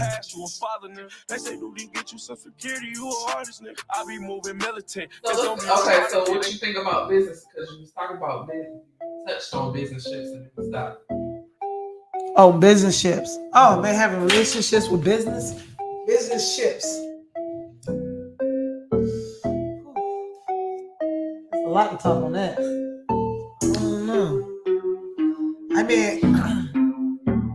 I mean, me personally, me being in business and trying to develop different relationships with people, with other business-minded people, you know what I'm saying? Like, it's challenging, you know what I'm saying? Because everybody is saying, I'm the boss, I'm the CEO, I got this, I got that, you know what I'm saying? And, you're trying to come together and you're trying to build, you know what I'm saying, a ship, a situation that, you know what I'm saying, that trying to turn into a beautiful ship, but when everybody is trying to be a leader and nobody is trying to be a follower, it's sometimes you run into different types of, conflict and, in adversaries and stuff like that. So like, but then you meet with people who you do have good relationships with business wise, and y'all connect and you're vibing, and it's just kind of like you wish you had more of that. And I wish I had 10 of you. You know what I'm saying? So yeah, that's just how Oh, that's so nice. I think it's the whole Virgo and Taurus thing, right? Right, earth signs. Like, and I'm a big believer on, we all have to be on one accord. The Bible says one accord. The spiritual says we have to be like-minded, or connected. Astrologer says that we have to be connected to people that we're compatible with and all that. And I believe all of that is facts. You know what I'm saying? With with the astrologer and stuff, like I'm a Virgo, like they say that my compatibility, whether we in whatever type of relationship it is, friendship, businessship, but my compatibility are Tauruses, because I'm a Virgo. So my compatibilities are Tauruses, Capricorn, Cancer, and I think Scorpio. It's Capricorn, Cancer, Taurus. You know what I mean? So, and not saying that I don't get along with other signs, because I do, but it's just like my strong suit are with the signs that I'm compatible with and stuff like that. It's like if for some odd weird reason we understand each other, we get each other, we see, each other point of view. It don't never has to be a thing. It's like, okay, you say your opinion, I say what I gotta say, you know what I mean? And it's that, but if it's anybody else, if it's, let it be a Taurus, a Libra or a Sagittarius or something, it's like war. You know what I'm saying? It's like a never ending thing. You know what I mean? So, but it's like, even with, even with sometimes with your compatible signs, sometimes, like even with Taurus, we both earth signs, sometimes we so much alike, it's sickening.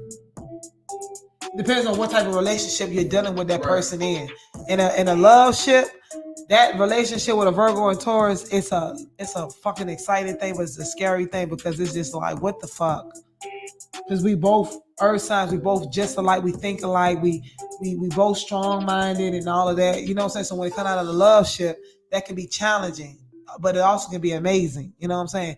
But when it comes out to a friendship or a business ship, it can blossom, So it just all depends on what type of relationship that you're trying to build with, your compatibility. I tell people all the time, get with the people that you're compatible with. I promise you, you'll get a whole nother outcome, a whole nother different feeling. When you're trying to build stuff with people that you're not compatible with, you know what I mean? It's always confrontation, always, because you know why? Because the core's not connected. We are not meant to connect, Certain people you got to leave on certain levels, on certain ships, on certain decks. You know how, ships got decks and stuff? Levels. You got levels to this shit. You know what I mean? So, you got the servers and all that's at the bottom. You got the captain and all that. He at the very top. You the captain of your ship, and you got to know who's coming on your ship. And they got to know what type of relationships you got going on. Situationship, business ship, friendship, love ship, family ship, whatever ship it is. But hey, listen, y'all can call in 757-943-9299. Give y'all opinion. What y'all think about business ships, situationships. Thank y'all for tuning in. Make sure y'all share this live. Let's get more people to tune in and stuff. People coming in and out of the show. You know what I'm saying? I think for everybody who has been calling in, shout out to my family, to my sister-in-law Turquoise, to my cousin Tamara, to my cousin Chocolate Drop. Yes. Shout out to everybody that's been commenting in the comments. Shout out to CC Palmer. Shout out to Reginald Parker. Shout out to Tiffany T. Fletcher. Shout out to, let's see who else. Shout out to Red Driver. Shout out to Loose Cannon. Shout out to Kelly. Shout out to Turquoise. Shout out to Dante White. Shout out to Destiny Williams. It's our best friend. Shout out to everybody who's been commenting. Shout out to everybody who's been sharing. Shout out to everybody who's been supporting us since we've been back live since day before Thanksgiving. You know, shout out. So it was a comment that Reginald made. Right here, this is around 8:19. I texted him and tried to get him to call in and ask it, but I guess he didn't get it. I don't know what's going on. But he said, how can we make your podcast TV reach the entire world? How can he? Well, in order to reach the entire world, it takes a lot of marketing, promotion. It's going to take a lot of people that's going to be investing, sponsorships, advertisement, you know. What you think? And sharing. You know, getting everybody aware to tune in. Yeah. You know, just an average thing like any other business. You know what I'm saying? That's what take the hit the worldwide. You know, even getting like, celebrities and stuff up here and stuff like that, and getting them to share it and market it, promote it as well.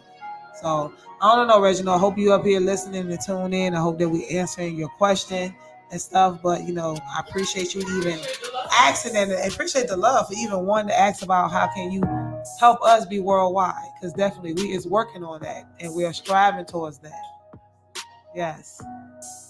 And you're very much welcome, CC. Much love. Thank you for everybody. We love every one of y'all for tuning in unconditionally. Y'all just don't understand that, it takes a lot of guts and courage to go on this show every Wednesday, to even come up here, to even talk to y'all live. A lot of people don't even like doing this. To me, I love it, right. And it only take but a second to share. It only take but a second to call in, to even, to talk to us and stuff like that. It only take a second to even talk about us, So those who've been doing it and those who've been tuning in, man, much love, much respect. We're going to go take a quick break. It is at 8:47. Then we'll take a quick break in a little bit. We're going to wait till like 8:50. Take a little break. You don't feel like stretching your legs, getting up. And plus my drink is low. So I got to refill my cup. I ain't got no more ice or nothing up in there, bitch. So y'all gonna enjoy. I say enjoy. Y'all gonna enjoy some of these local artists that I always play on this show every week. Shout out to Miss Keys. Shout out to Queen Street Dutch. Shout out to Slum Son Quan. Shout out to Miss Mika. Shout out to Miss Rap Betty. You know what I'm saying? Shout out to Streets G4G. We're gonna go ahead and play some of these songs. Shout out to me, your girl T Swag. Y'all make sure y'all go. I don't know if you got Spotify, Apple. I don't know where you listen to your music at, but make sure you go and download me, T Swag. You know what I'm saying? T Swag. T Swag. T Swag 757. I'm out on all platforms. Do not type my name in like that. That's just for Instagram, but I'm just letting you know that T Swag 757 is in the building. I'm on all major platforms. That part. Let's get it. Yeah. I don't know what. But listen. We're talking about different types of ships. We are on the block. We are live. We're about to take a break, y'all. But if y'all feel like it, y'all want to, they got a number again. Matter of fact, let me go ahead and put it big on the screen so y'all can see this. If you want to call in at any given time while we are live on this show, whatever topic we are talking about, whatever thing you want to share, we are open. You know what I'm saying? We are open to receive you. We love you. Make sure y'all can continue to stay tuned in. I'm your host, your girl, T Swag in the building. Girl Amarillo. Yeah, so we about to take a break. Left Me in the Morning by Miss Keys. I love this song. How many times we done met somebody, we done took them home, or they done took you home. Y'all done got it in. The whole night was good. Then you woke up, you looked around, that motherfucker was gone. You know what I'm saying? And it caused you to make a song like this, Left Me in the Morning. It had you all discombobulated, thinking like that. You finna use and abuse. Like, what happened? What I do wrong? What happened? The sex wasn't good. I wasn't good enough. The head was. So much goes on in your mind. You just don't know. You ever been through that? You know what I'm saying? Motherfucker just left you in the morning. Just left me. We just had a good night. You ain't waking me up, say, "Oh, I'm gone. It was good. It was a pleasure." Anything. But listen, we're going to check out Miss Key's song, Left Me in the Morning. We be right back. I'm your host, your girl T Swag here. We live on the Choppin Block. Peace.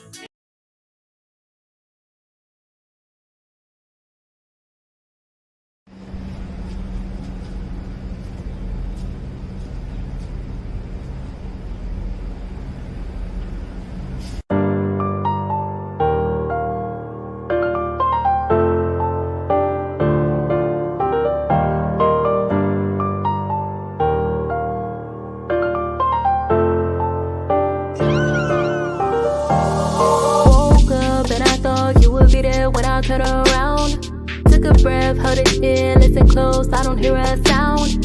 Ain't no way you'd up and leave, love me up, just to let me down. There ain't no way. This bed feels so empty now that you're gone. One night stand, now I'm standing here feeling so alone. Last night so right, so hot, now I'm in a cold. There ain't no way. You left me in the morning. I know what this was, but it still hurt. You left me in the morning. Walked right out the door, going out. You left me in the morning. I gave you my best, now I'm feeling worse. You left me in the morning.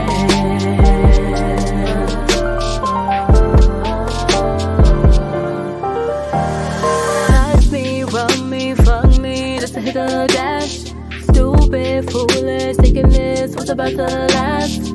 This just felt so different, nothing like the past. There ain't no way. Laying here wondering how I could've got it so wrong. Your energy, all the things said to me, I mean you're home, telling me you could see you and me, and we're going home. There ain't no way. You left me in the this was, but it still hurt. You left me in the morning. Walked right out the door, going out. You left me in the morning. I gave you my best.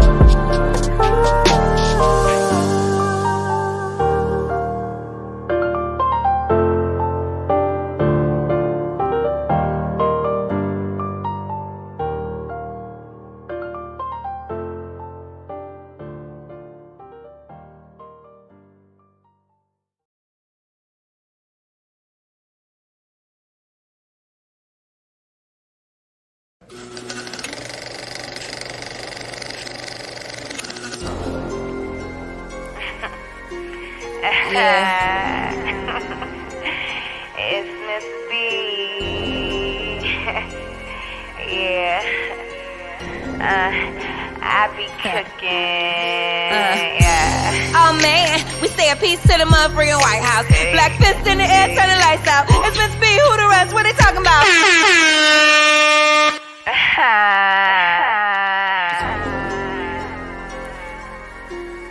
Yeah.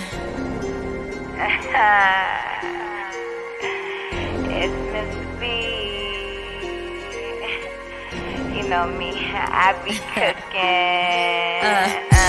Oh man, we say a piece to the motherfucking White House. Black fist in the air, turn the lights out. It's Miss B, who the rest? What they talking about? I'm focused on beats, just I straddle it, bro. The seat is now taken, so you get the flow. They sleep on my office, I even the skull. I rip and I run my spit hot fire, yeah. Shout out to Die Life, flex on these hoes. I stretch them like nylon, just blessed on these hoes. I pray for my foes. And you gon' need a lot. See, I seen what you got. You cooking lazy like a crock pot. I been Betty. Pound cakes and sweets in my kitchen. Constantly whipping these lines, got them smitten. Not talking talk, but I'm whipping this written. It's be the oil versus hot as a chick. Sprinkle finesse like hot sauce on the chick. Got him tripping. Now he caught me in, split the check like some chicken. I've been Betty. Steady with the mixture. Extracting the lines. Cake heavy, get the biscuits.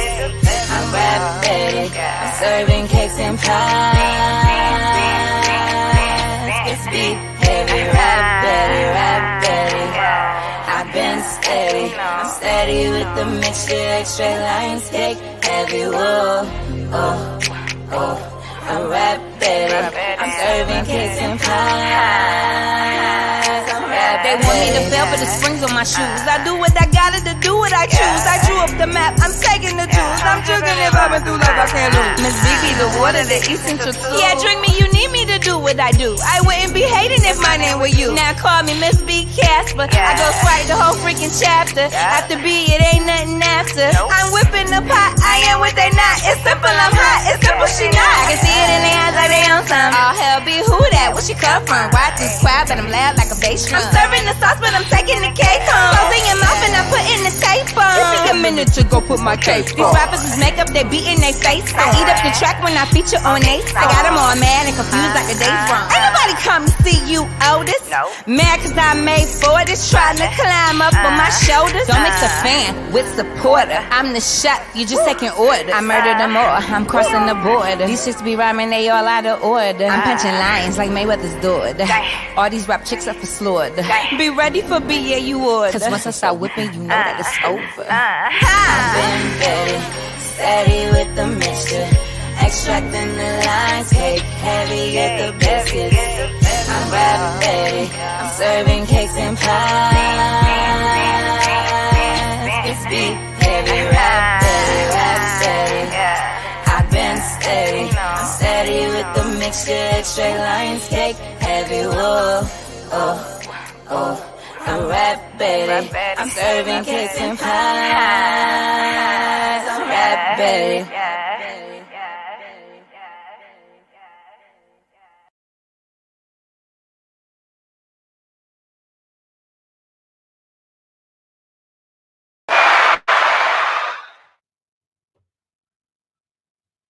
Hey, I'm back. It's your girl T Swag in the building. I got my co-host right here, Amber Rose. We is back live. You know what I mean? We is back live, y'all. Hope y'all enjoy some of that music we got going on here. You know what I mean? Shout out to Rap Betty. Shout out to who else we played? Miss Keys. Miss Keys left me in the morning and Rap Betty. It's MZB, aka Rap Betty. I guess her song is called Rap Betty. About her. Okay? But women empowerment right now moving. Yo, before we went on break, we was talking about different types of friendships, different types of ships, what friendships mean to you, how important friends are to you, and the different types of ships. We all had different types of ships. We was talking about Love ships, business ships, family ships, all kinds of ships, you know.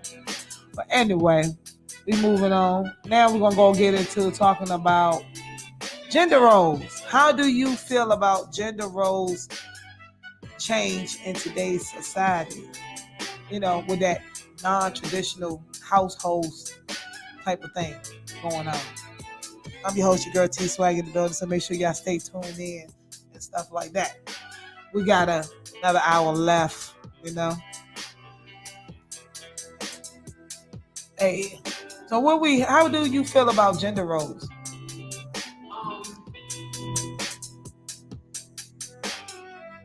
So I would say, like, I'll talk about like my grandparent household. Okay. So my grandmother, she was like a stay-at-home. I can't even say she was a stay-at-home. Like by the time I was, born, she was home. Right. But my grandfather, he was, the breadwinner, took care of, my grandma cooked and cleaned.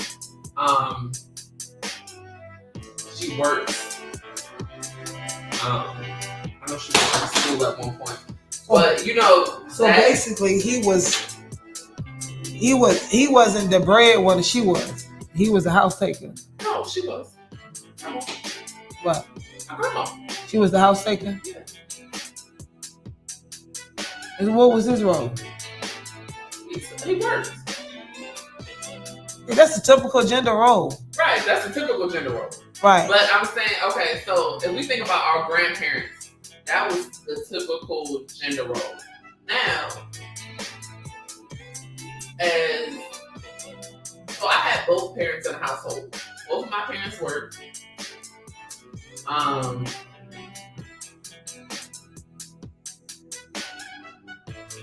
know my dad had 2 jobs and things of that nature.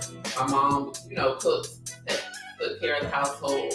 But now, as you see, like our generation, sometimes there's instances where if you have a male and female household, it's swapped. Okay. So sometimes the woman is the breadwinner and takes care of the household as well. Some men don't work, or don't make as much as the woman. Then you have your single parent household where the mom is the breadwinner, she mom and dad, and taking care of the kids, cooking, cleaning, that type of scenario. So do we kind of consider like the single parent household? Is that our traditional household now? I mean, nowadays, like it's very rarely you see a household where it's a mom and a dad in there. You see a household, and nowadays you see a lot of household where dads is stepping up now. Right. You see a lot of single fathers. Absolutely. You know what I'm saying? This is what a lot of single mothers out here, and I just feel like times has changed. I just feel like that, that society has put in our head that, basically we don't need 2-parent household. Like they basically saying like a 1 parent can do it all themselves if they depend on Uncle Sam, depend on basically the welfare system because that's their daddy. You know what I'm saying? In order for you to sustain some type of TANF for food for your child and for you and your child and stuff like that, you got to go to Uncle Sam. You know what I mean? And then they go after the biological father and child support and making them pay it back.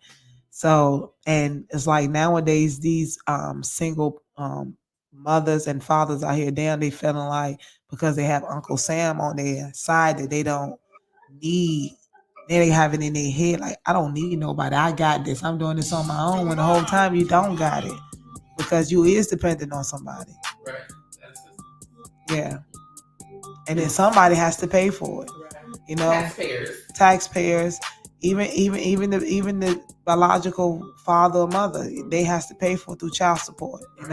So people thinking that stuff is free, and it's nothing's free. Nothing free in this world. Trust me, everything that the government feeling like they giving us, even down to the government phones and all that, somebody's paying for that.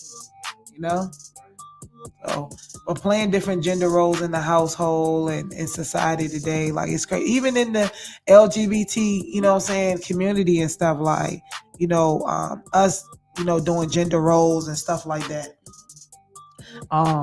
Like with studs, like, you know, I'm a stud lesbian, so, and I'm the masculine one. So in them type of roles, they expect, because we are masculine, that, you know, there's certain things that are required of us, like to take out the trash, or you're supposed to step up and pay the bill. You're supposed to be the man of the house, but I'm a woman, but you know, you get what I'm saying? But you're supposed to be, you know, because you're the masculine type and stuff like that. But it's just kind of like, you know, when we are playing those type of gender roles and stuff, it's kind of, you know, I be had to remind the girl, like, okay, well, before I came in this picture, how you was taking your trash out? Right. You know what I'm saying? Right. Why do it has to be, well, because I'm masculine? Why this can't it be, you know, that I prefer this to be your job? You know what I'm saying? Because you are the masculine. Why it has to be that way? Because at the end of the day, before my masculine ass got what became in the picture, right? How was you taking your trash out? You, especially you tell me you've been single for a year. How was you taking your trash out? You know what I'm saying? So now I'm in the picture. So you demanded it. It should be a teamwork thing. So now that and instead of you demand, it should be, I should want to feel proud or want or wanting to do that, because that will make my lady happy, not because I'm obligated, because this is what she say. You know what I'm saying?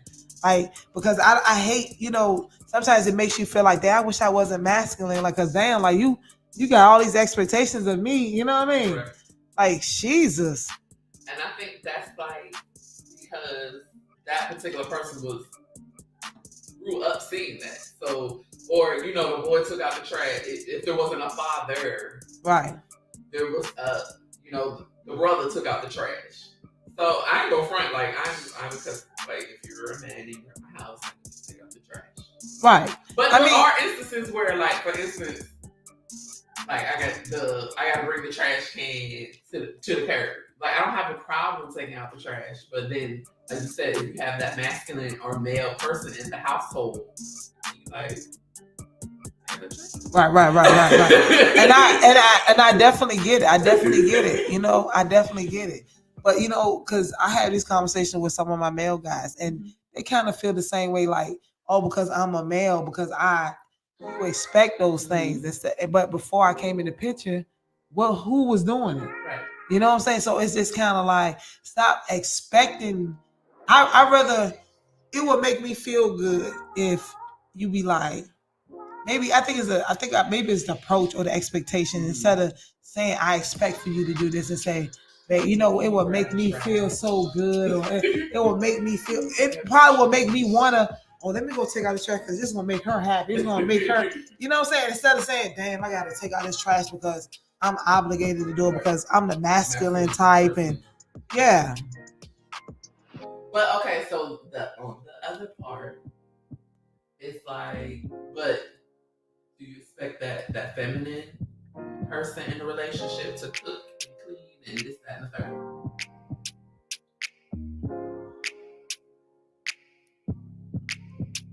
Do I expect who? The feminine? So do you expect your counterpart, because she's the feminine one in the relationship, to cook and clean and have dinner coming? Yeah. Yes and no. Okay. See, the thing is that I'm the type, like, I would, you know what I'm saying? It just all depends on how her day is going. If I know she's working late or she had a hard day, so either I will come home, I'm gonna come home with some food, or I'm gonna cook. So it's like to me, I feel like it should be a teamwork thing. It should not be an expectation thing because you're masculine or you're feminine. You know what I'm saying? It should be a teamwork thing. Because what if, you know, like, because I'm masculine, I'm the masculine female lesbian woman, right, in the relationship, and I got to take out the trash, I got to do all the masculine things. But what if one day, you know, I'm down, I'm sick and all that? What you want to do? You want to wait till I'm healed to take the trash out, for me to take the trash out? What it take me 2 weeks to heal or something? You gonna wait 2 weeks for me? I know I'm being that. Like, trash is building up. Keisha say, Paris say, yeah, bro, get to it. Like, what? Who does that? It's like you was just saying about your man. You expect for him. Man, what if his ass sick or down and out? You expect for his sick ass to get up and still take the trash out? Yes. No, I'm playing. Oh shit! I'm playing. No. Y'all, I know that's messed up. I can't say. No, I'm playing. But like you said, I feel like it's a team effort. Like, okay, if I know you incapacitated, I can take the trash out. Like, it ain't that much trash in the world. But I feel like you think people out there would actually do that? Literally wait for their mate to get well, and if they refuse to take the trash out because they really think that a man or a masculine one man that playing that role supposed to do those manly duties. I think there are individuals that cut the grass. So if I was okay, let's take away the trash. How about cutting the grass? Ooh, child.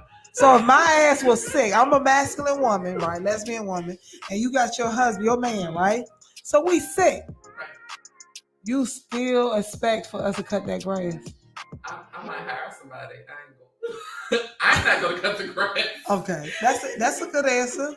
That's a good answer. I want to know where everybody else's opinion is. Hey, y'all, listen, y'all. We talking about this topic. I need y'all to call in 757-943-9299. I want to know y'all opinion, because I just feel like, for real, like, what would you do? What would you do if you were sick? You the masculine one. Or if you're a feminine one watching and your masculine significant other is sick or whatever and the grass need to be cut, are you going to go cut it? Because they down. I want to know. Okay, and then my other thing is there are some men out there that don't believe they should cook and things of that nature.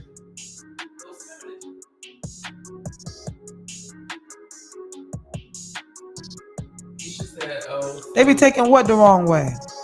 They taking all this shit the wrong way. When it comes down to this masculine shit, you know what I mean? Right. Especially, I'm telling y'all, in the LGBTQ, I gotta make sure I got that Q in there. There's always a letter add. I want to know what they're gonna add in the next couple of years. Oh, it's a plus too. Yeah. See, you know what I'm talking about? Next is gonna be a minus.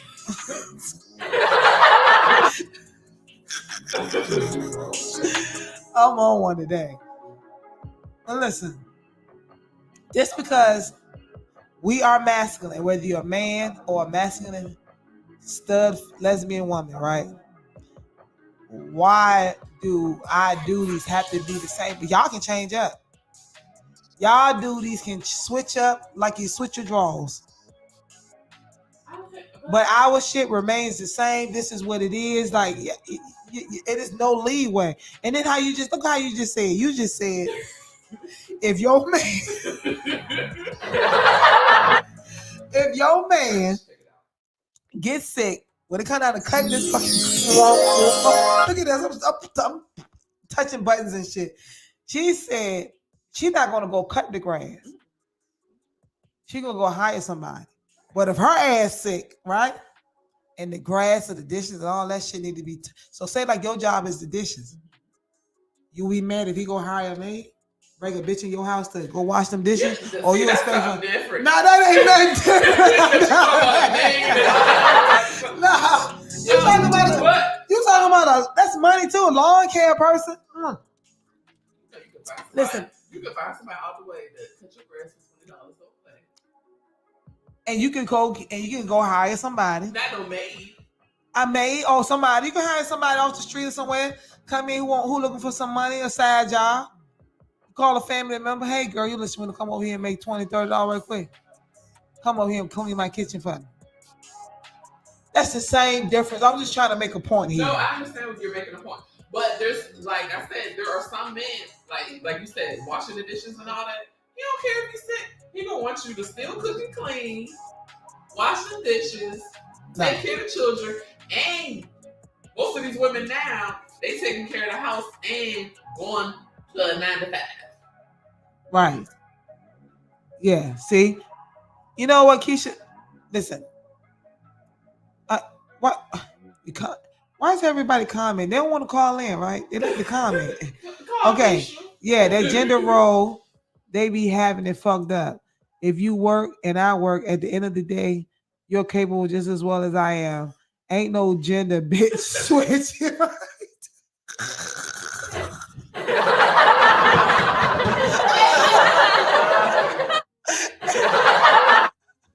Hey yo, I feel the same fucking way. Switch. Like Keisha, you get something off your chest. You need to get some. She got a lot to get angry. I felt all that. I felt all of that, yo. Yo, listen. Yeah, that shit be had. That shit. I feel this. It had me fucked up. You know what I'm saying? I don't know LGBT. I don't care if you straight, gay, sideways, by-way, no way, one way, two way, straight lane, no lane, what lane, who lane. I don't know what you is, but it should not be. Look at Amber. Amber like, go ahead. Because I still feel like my nigga need to take this motherfucking trash out and cut this motherfucking grass. I don't give a fuck if this nigga sick or not. Amber looking at me like, okay, go ahead, Tim, listen. Listen here. That shit got to go. This is 2023. Everybody cut their grass. Listen, it's an old lady. I live here. My homeboy Jerry live here, and it's the older lady. This lady, she weed eats, cut her grass, everything. And this lady is in her fucking like late 60s, going in, you know what I'm saying? 70s, and she does everything. I be looking at her like, this is what I'm talking about. She don't need no, I don't need no masculine. She is the feminine and the masculine. She's showing you like, I don't care how old I am, I'm going out here and cut my grass, make my yard beautiful. She do this, John. Okay, so all right.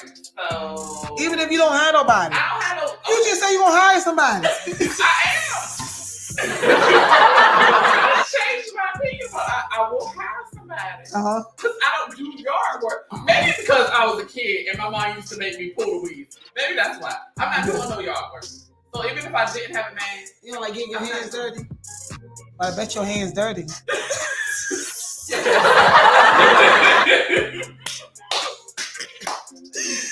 Yo, so I think it should be a compromise. Okay, so if I come in a relationship, I'll be like, I don't do yard work.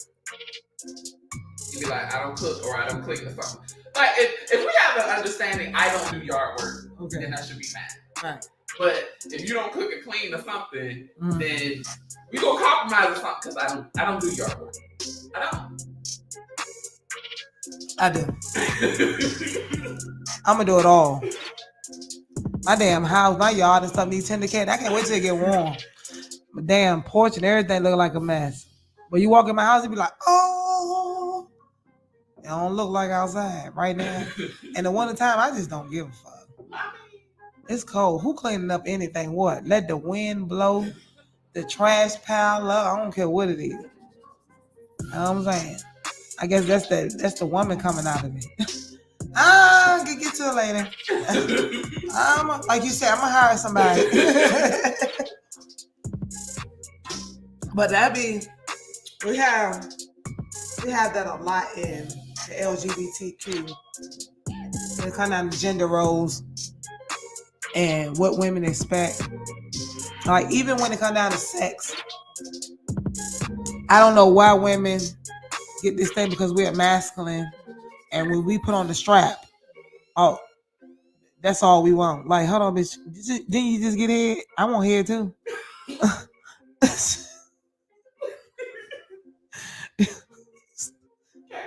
know what I'm saying? I don't understand. Like, even a nigga, he put his dingling up in that hole, but he want to get sucked on too. He want his balls jiggle. He want his, you know what I'm saying? Same thing. Like this gender role stuff be in the way a lot of times. From sex to the households, duties, to everything. Because at the end of the day, you know, it's a lot of us women, even effeminate. Well, we had to learn how to do a lot of masculine things because there wasn't a masculine man in the home, you know? And then if you got a little son, he couldn't be a man at the time because he's still a little boy trying to become a man and stuff like that. When he get older, he starts seeing that his mama need help. He started learning things. and helping out, you know, as the man that he's grown to be. So how do we address the gender roles, or do we have an understanding like, hey, babe, From the this beginning, is what we do, this is what I do. We come together and do certain things. Right. I mean, I just feel like it should be like on my instance. I only can speak on like, you know, from me being a lesbian, masculine woman, and like, yes, it's naturally when we are under the same roof, even if we ain't living under the same roof and I'm just at her house or she's at my house, it's naturally for me to go take out the trash. It's naturally for me to do masculine stuff, you know what I mean? Things and stuff like that. But at the same token, I don't want her to think that it's an expectation. Like, it's just as a, you know, because it might be days where I don't want to do it. You know what I'm saying? What's wrong with you doing it? It ain't like you taking out the trash 50% or 10%. It's only like 1%. 99% of the time I'm taking out the trash. You know, it might be some days it's just like, you be like, yo, baby, take out the trash. I'll be like, well, baby, I don't feel like I'm tired, like on my back. Can you do it? It shouldn't be no problem. Oh, that ain't my job. I don't take out no fucking trash. She had like one of them girls on that Tyler Perry. Barry! That annoying shit. What you mean? You don't take out the trash, but you don't got no problem throwing shit in the trash. Come on, let's make it make sense. You know what I mean?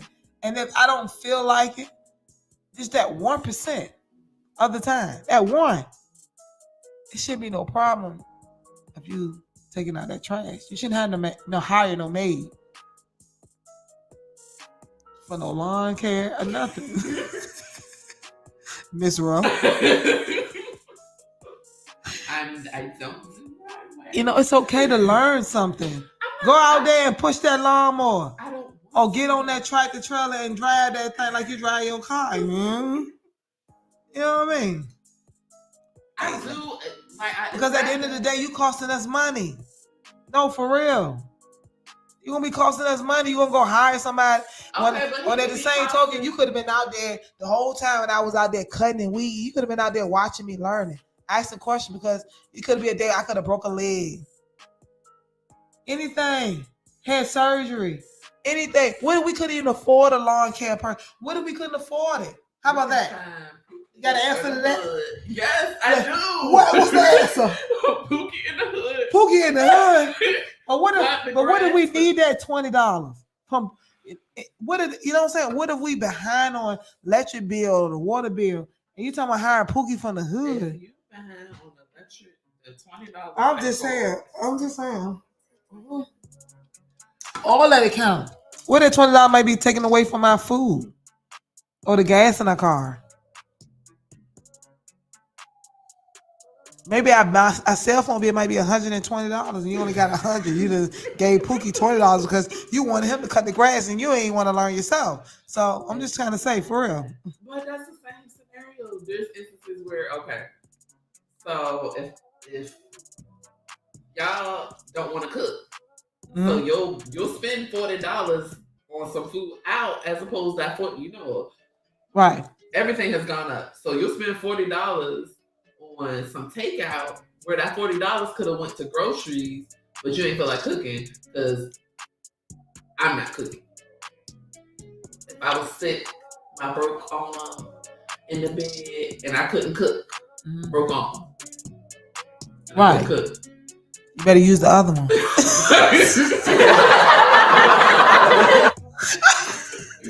I'm on one today. No, for real. Listen, I just feel like it's a teamwork thing. It is. It's this today's 2023. There is no wife stay at home, take care of the kids, take care of the household, and the husband go to work his ass off, and he pay all the fucking bills. He dictate who can have what. No. Today, bitch, you go to work, I go to work. Sorry, excuse my ladies. No woman, no bitch. Sorry, ladies. Listen, woman. This woman go to work, I go to work. We come home and bring the bacon, We sit down together. Do you We decide about what the fuck these bills is. Who's gonna pay this rent this month? Or who decided to pay the rent, period? Like, Right. I'm the type of person, like, if we're moving together under one roof and stuff like that, I want to pay the rent. You pay all the side bills. You wash our clothes. You put food in the house. You take care. We need washing powder, soap, deodorant, toothpaste, toothbrush. That's all you. I'm gonna take care of the mortgage. You know what I'm saying? You know, we got car payments or whatever like that. You know, we'll pay the car payment. We're gonna be on each other insurance. You know what I'm saying? And stuff like that. You know, with the insurance together. You know what I'm saying? Like, either we're gonna go in together. One of us gonna take over. Depends on whose income is greater. You know what I mean? You know, that's just how I like to do things. Everybody's different. You know what I mean? But this is me being a masculine. I just want to make sure that I'm the one paying the household, the house mortgage. So make sure that we always going to have a roof over our head, you know. But you, as my other half, you want to make sure that we got running water, lights, internet, cable, food. You know what I'm saying? All that. You know, it's a teamwork thing. You know what I'm saying? I'm gonna provide the roof. You gonna make sure you gonna take care of the roof inside. You know what I mean? You gonna take care. I'm gonna take care of the whole foundation. You gonna take what's inside the foundation. Get what I'm saying? That's how I want to operate like that. You know. And if everybody was like that, it would be a happy world. Even these niggas that come in here who meeting these women who all these Section 8s and they rent a little or nothing, like, nigga, like, come on now. Pay this woman rent up. You know what I'm saying? Pay her rent. Let her do everything else. Take care of her. Because I'm telling you, that's how y'all gonna be able to build and come out together. But you want to come up and you want to play games and you want to do this and do that. And you know what I'm saying? You already got kids and stuff. Like, come on, man. Teamwork make the dream work. That's how I look at it. But everybody don't think like me. No. A lot of people want a lot of T-swags around here. It's okay though.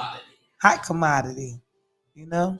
But it should be like that even in the straight world, the man in the household, the man should always want to make sure that, you know what I'm saying, when he come home, he got a roof over his head, he's providing for his wife and they do got kids or step kids, however, you know, still my kids. Um, but and then inside the home, it's the wife duty to make sure the inside the home operates fine. Hot water, electric, food, you know what I'm saying? Necessities that we need around the house, like personals and stuff like that. You know, that's her job. You know what I'm saying? Together as a whole, how we eat together, that's us together. How we either who's gonna cook, you're gonna cook, you're gonna go out to eat, whatever. We're planning vacations. That's a together thing. You know what I mean? Everything is a together thing. But when it comes out of the household period, the basic necessities, rent, and all of that, I just feel like the masculine part should always but make sure that the household mortgage and stuff is paid because don't no woman wants to worry about, you know, where she gonna lay her head at. You know what I'm saying? That's your safe zone, that's your peace, you know. So at least she know that at the end of the day, she has a roof over her head. And that's just how I operate, you know what I mean? As a masculine, you know what I'm saying, lesbian woman, you know? So, question. Yes. So, say for instance, your partner makes more money than you and can cover the mortgage. Well, then yeah. Then, I mean, would y'all switch? So would she pay the mortgage and then right, you pay the inside stuff? right, right. Okay. Until that changes. Okay. But you know, at the end of the day, I just know me. You know what I'm Right. saying? I'm gonna make That's- sure that I can afford to pay that mortgage, regardless if she making more money than me. This is what I want to do.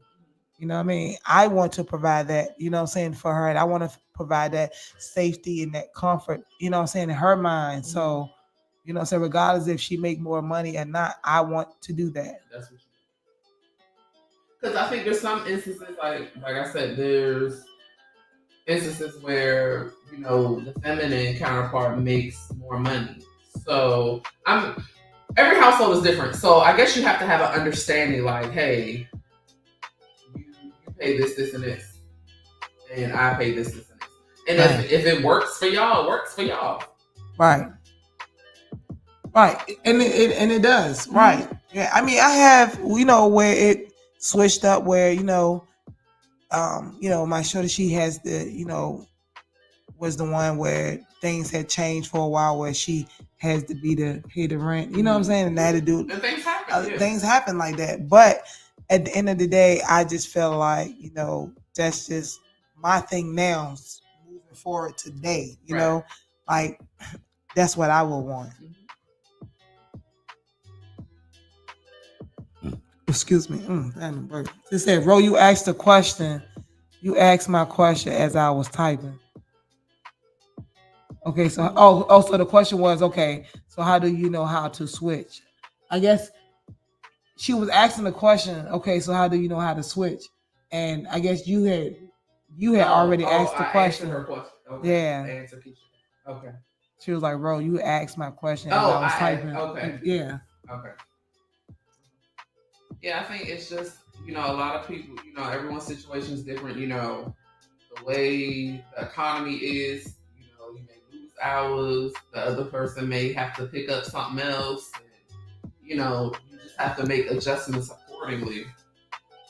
Yeah. So, yeah. I mean, gender roles, even in, like single mothers and stuff like that, like it's sad that, because even my mom, I'm only speaking on experience. Like my mom, she had to be our mom and our dad, she had to play both roles, and I know it was kind of hard, raising my brother, because, no woman can teach a man how to be a man. You get what I'm saying? She can teach him the morals and values or how to respect a woman and how to treat a woman, but you can't teach him how to be a man, so and it's kind of hard when you're playing both roles. When it becomes to a parent, it's easier, as I was stating earlier about me being in a relationship and I'm the masculine one and playing that role versus you being a parent and you're playing both roles. That's hard, That's hard because you don't have nobody to lean back on. When you're in a lesbian relationship or a straight relationship, you have somebody that you can fall back on, which is your partner. When you in a different, in a different type of, gender role, and in this today's society, it's like you have to be both, and it's not fair. It's not fair, especially to women. It's not fair because women, we are nurturers, we are lovers, we are givers, we are caregivers and stuff.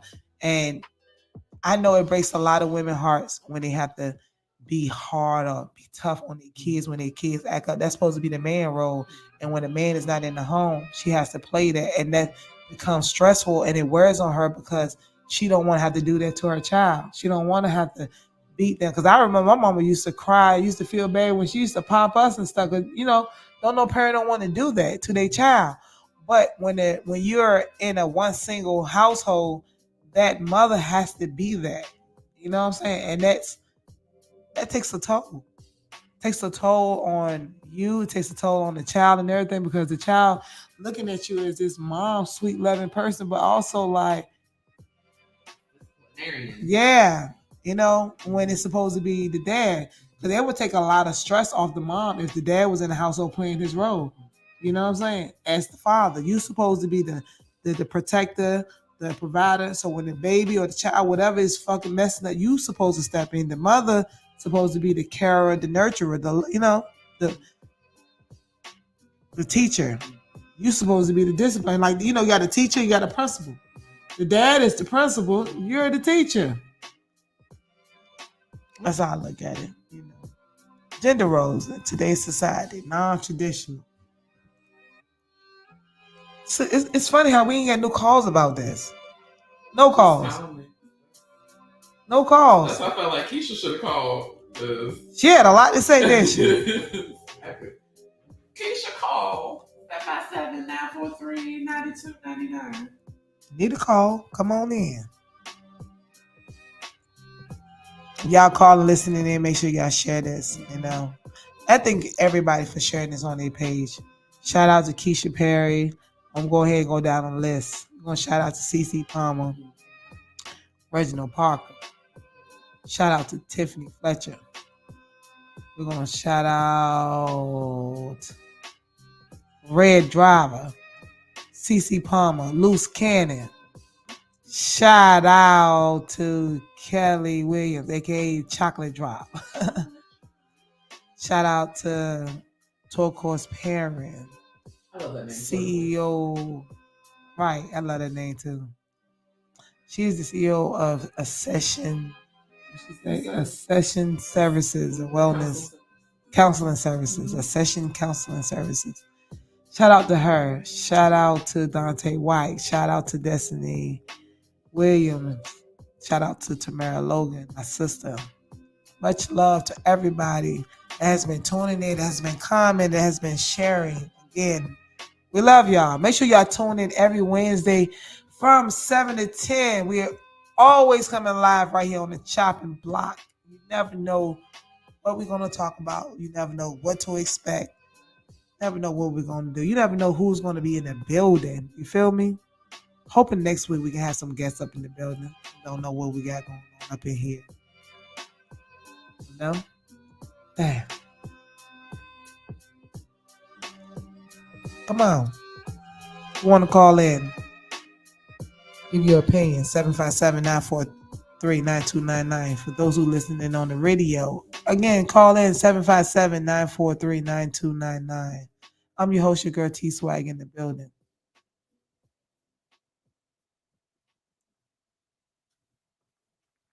Right now we are talking about non-traditional households. Gender roles. Earlier in the show, we was talking about friendship. What do friendship means to you? How important friends are for you, and the different types of ships, relationships. We was talking about earlier in the show. We was talking about different types of ships, like situationships, love ships, family ships, business ships, all kinds of ships. You know, so right now in this last hour, you know, we've been touching on how do you feel about gender roles, you know what I'm saying, change in today's society, and, you know, just being in non-traditional households, you know, we not in our typical mom, dad, you know, you even was raised up, some people was raised up with grandparents. Yeah. Or aunts and uncles, or, you know, that even. But it seems like, you know, working in the school system, you come across a lot of kids that live with their grandparents. Right. So a lot of, you know, we have this thought process that mom and dad is a traditional household, but sometimes grandma and grandpa, that's a common traditional household, quote unquote. Like you said, sometimes you live with your auntie. You know, just different things happen where you may not be with your parents. Right. And it's very, or, you know, sometimes, I can give you a whole bunch of stories working in school system. But, you know, sometimes they with the grandparents,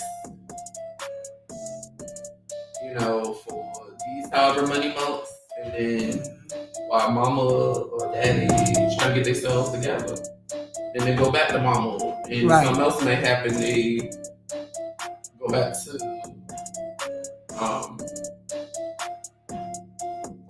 their grandparents. It could be back and forth type of scenario. Or, you know, everyone's living under the grandparents' household, and because I had one student was living with the grandparents, but the mom lived there too. But it was the grandma had more say so than the mama. So, that part.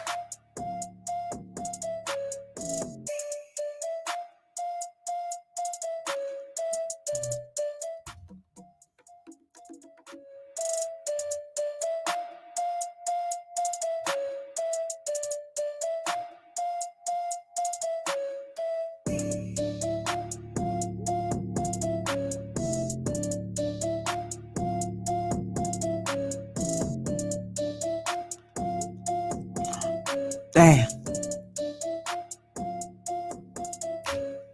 And then if you also think about a lot of stuff, like I said, I feel like a lot of, you know, what we consider non-traditional is becoming traditional, especially with the, you know, LGBT community.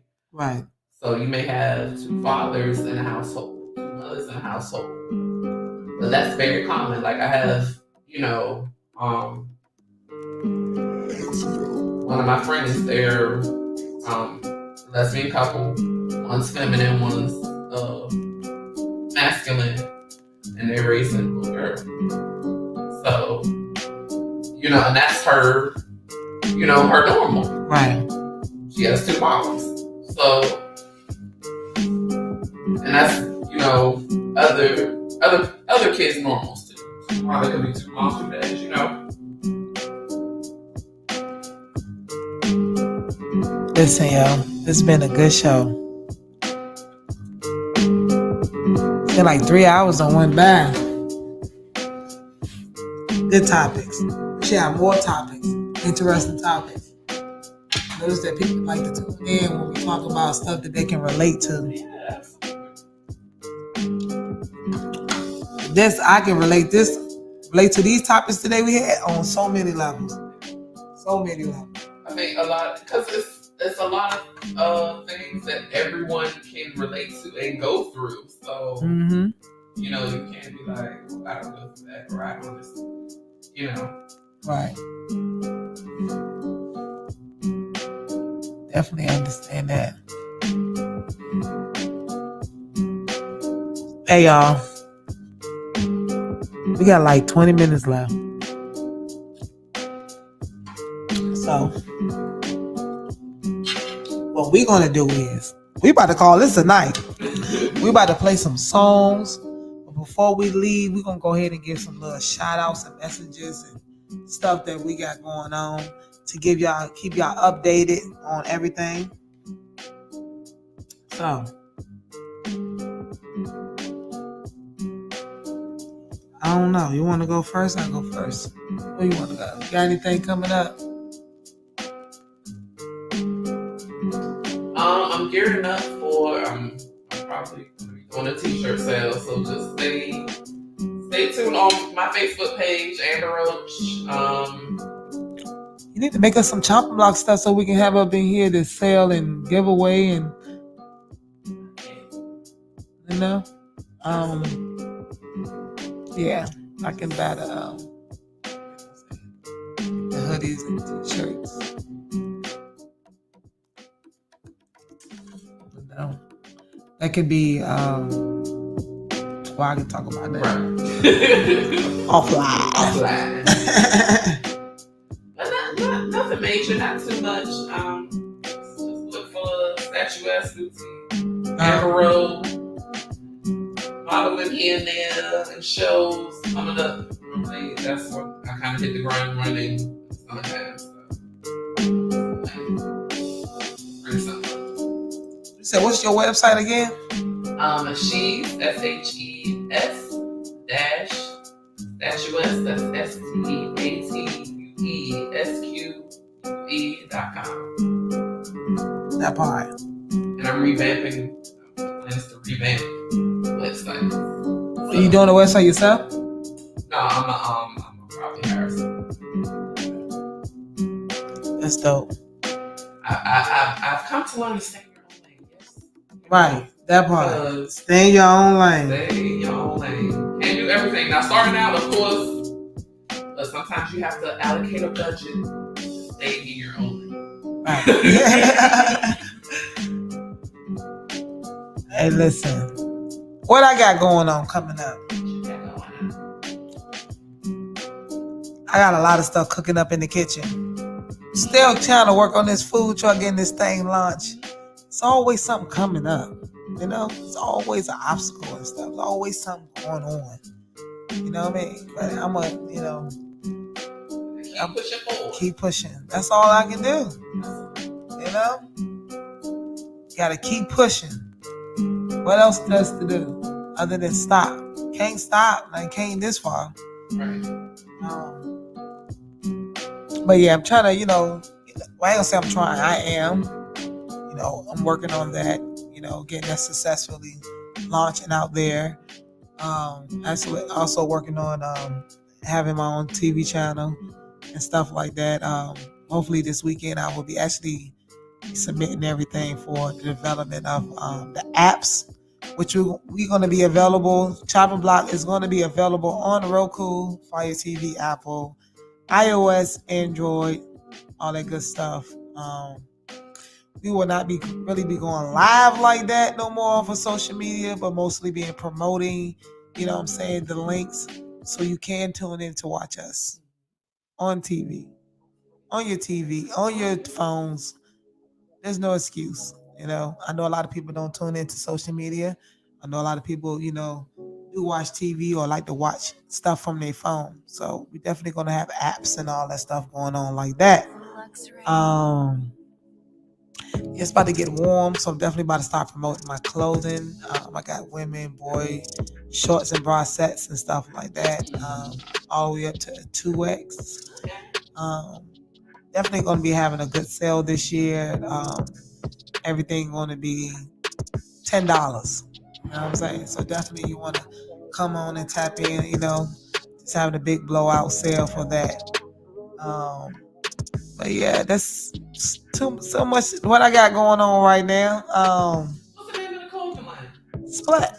Oh, Splat. Yeah, this is like my network. My TV network channel is called Splat. Everything, it's like the Choppin Block. I wanted to make it a household brand. With the Choppin Block, we got the radio, TV. You know what I'm saying? Eventually, I want to be where we have like, Choppin Block cookware, Choppin Block grilling sets, grills, Choppin Block towels, Choppin Block. Just think about Choppin Block cutting board. You know what I'm saying? Anything dealing with, just think about when you think about the Choppin Block, you're thinking about, home appliances, think about cookouts, you think about, like radio, Choppin Block, headphones or something. We got headphones, Choppin Block, So that's what I'm on. So with the Splat, we have Splat clothing, we have Splat, the network. Some people laugh at talent. So, anything we're dealing with talent, where you do your talent on, God Splat. I want to make it a house on Splat laptops, Splat, TVs, Splat, all kinds of notebooks, pens, pencils, crayons, Splat crayons. You know what I'm saying? That'd be dope, right?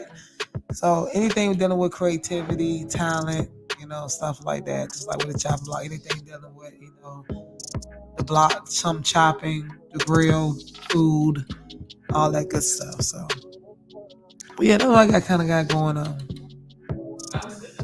Right. Yeah, but that about it, y'all. But listen, we about to get out of here. Y'all gonna enjoy some music in these next 10 minutes, play a couple of more independent artists out here. Make sure y'all go and, check them out. Check me out. Like I said, I'm T-Swag 757. My EP is out. It's called Out the Kitchen. You know what I'm saying? I'm on Apple, Spotify, YouTube, wherever you listen to your, your favorite music, on these streaming platforms. But again, y'all have a blessed night. And thank y'all for tuning in. I had fun. You had fun with them? I had a blast. Yes. Thank you for all the people that called in to interact with us. Thank you for those individuals that typed in the chat. That part. Make sure y'all stay tuned in with us again next week. Next Wednesday, 7 to 10. We'll be live again. I'm your girl, your host, T-Swag. And this is my co-host, Amber Rowe. And we out, y'all. Be blessed. Peace.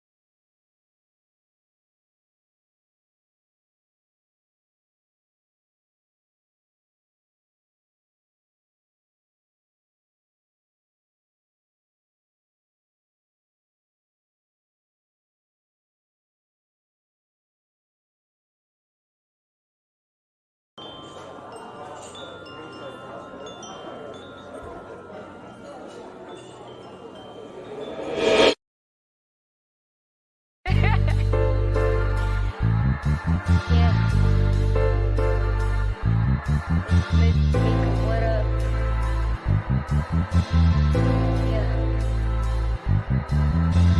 Tell me what you see in your soul. Gotta go real deep and explode till you feel your penile explode. Time to set yourself free. Let's go, let go, let go. To another we will unfold. To a different level we go.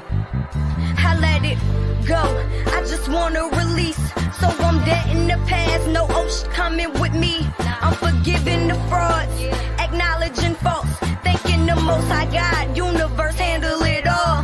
Yeah, building my empire, dimensions are much higher. Still I'm screaming more fire. That present is multiplying. Heaven on earth is here.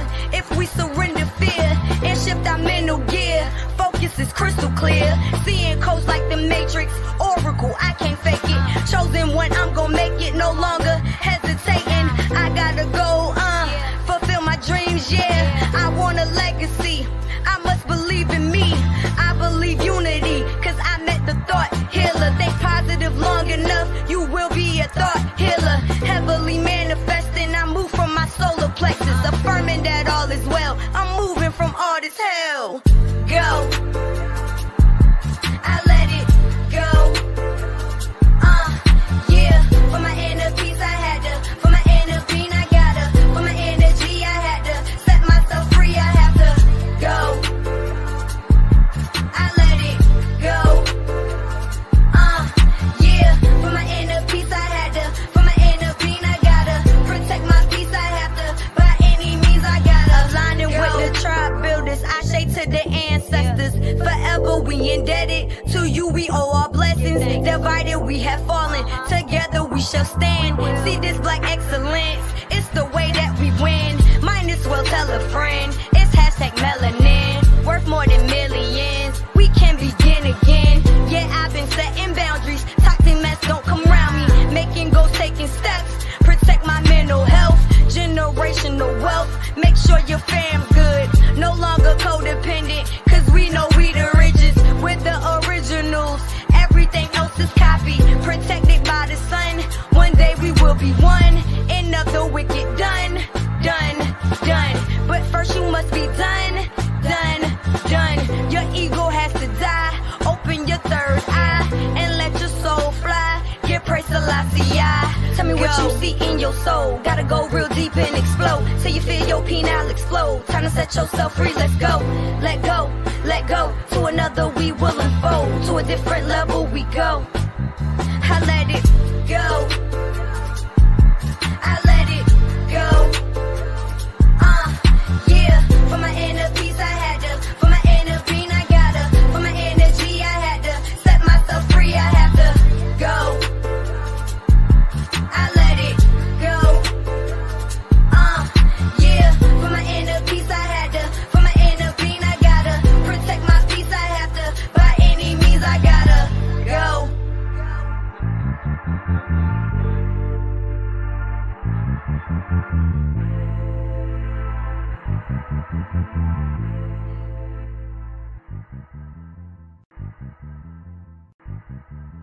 Where's my daddy at? This is serious. Stressed out, he lives. Hey. Damn. I'm just trying to figure out when the crowds go free love. Hey.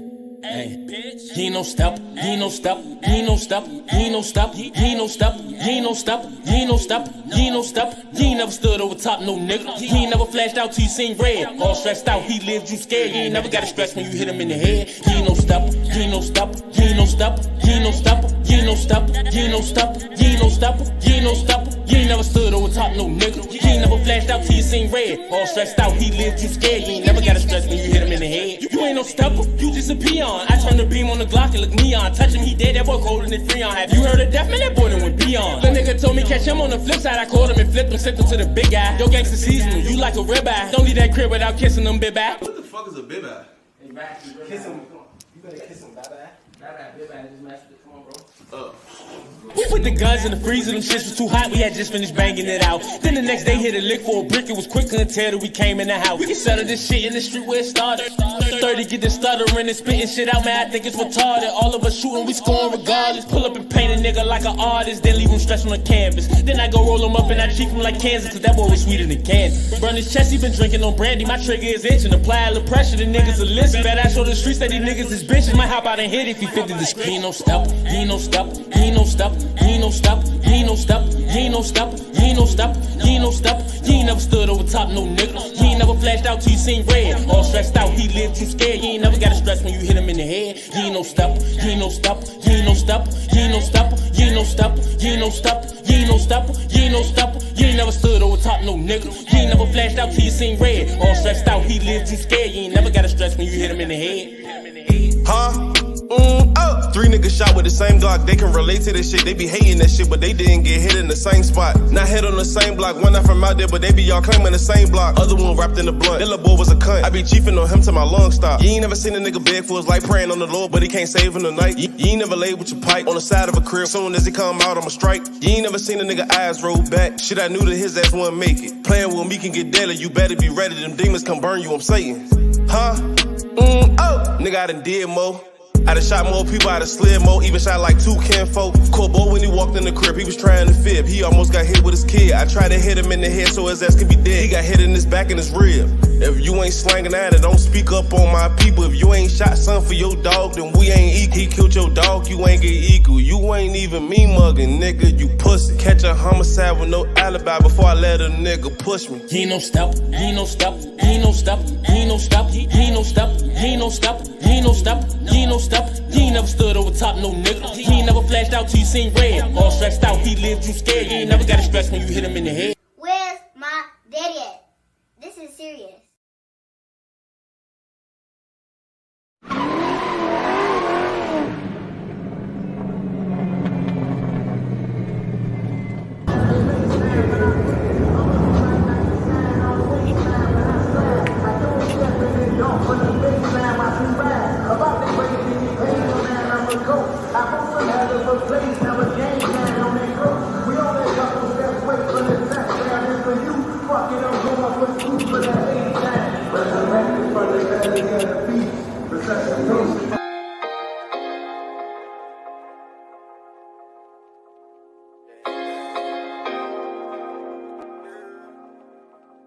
Back from the field.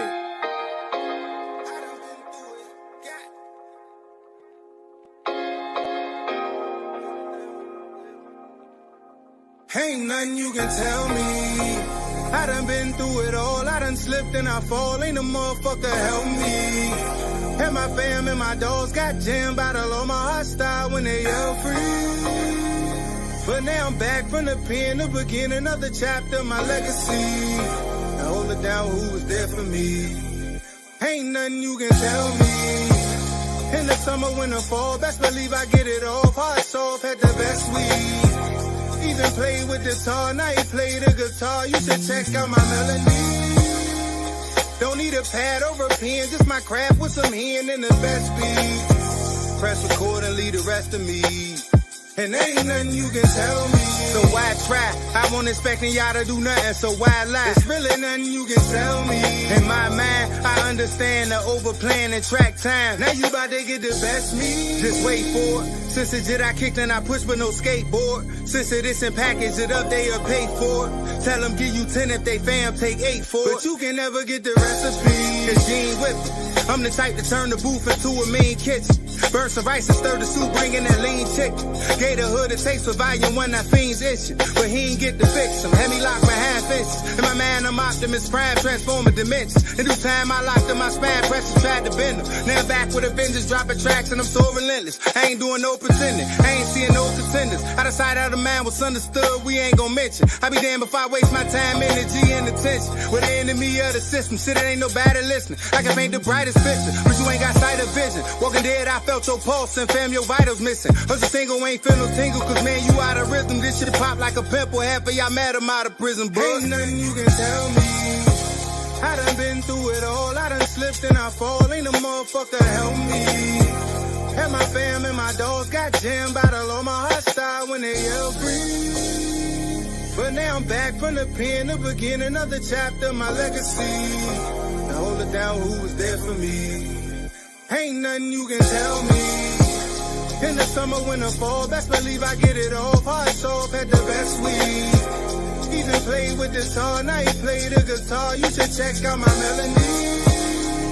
Don't need a pad or a pen, just my craft with some hand in the best beat. Press record and leave the rest of me. And ain't nothing you can tell me. You might as well say I'm deaf. Southpaw with the ball, you might as well play him left. Put a pause on your jaw, you might as well say your breath. Cause if I fall, I know y'all won't send a picture, let it check. I just got another text, I know that's not my fucking ex. Talking about she ain't got no sleep since your boy been released. Bitch, you better get some rest, but that I love you to death. But gon' act like I'm dead and wait till I resurrect. Now I'm back from the fed, I emerged in the flesh. With a halo on my head and 3 words on my chest. That's death for the dishonor, can't be compared to the rest. I'm the one that weathered the storm, stood in the flood and ain't get wet, no umbrella. Kept an arm in my palm with respect, held my post. On the wood, smoking good with lil' net like a ghost. 1 minute you see me, 1 minute you don't. You can't detect how I flow. Or if I'm coming or I'm going, I was there, so you know. Tell me, I done been through it all. I done slipped and I fall. Ain't a motherfucker help me. And my fam and my dogs got jammed, battle on my hostile when they yell free. But now I'm back from the pen to begin another chapter, my legacy. Now hold it down, who was there for me? Ain't nothing you can tell me. In the summer, winter, fall, best believe I get it off. Hard soft, had the best weed. Even played with the guitar, now he play the guitar. You should check out my melody. Don't need a pad or a pen, just my craft with some hand in the best beats. Press record and leave the rest of me. And ain't nothing you can tell me.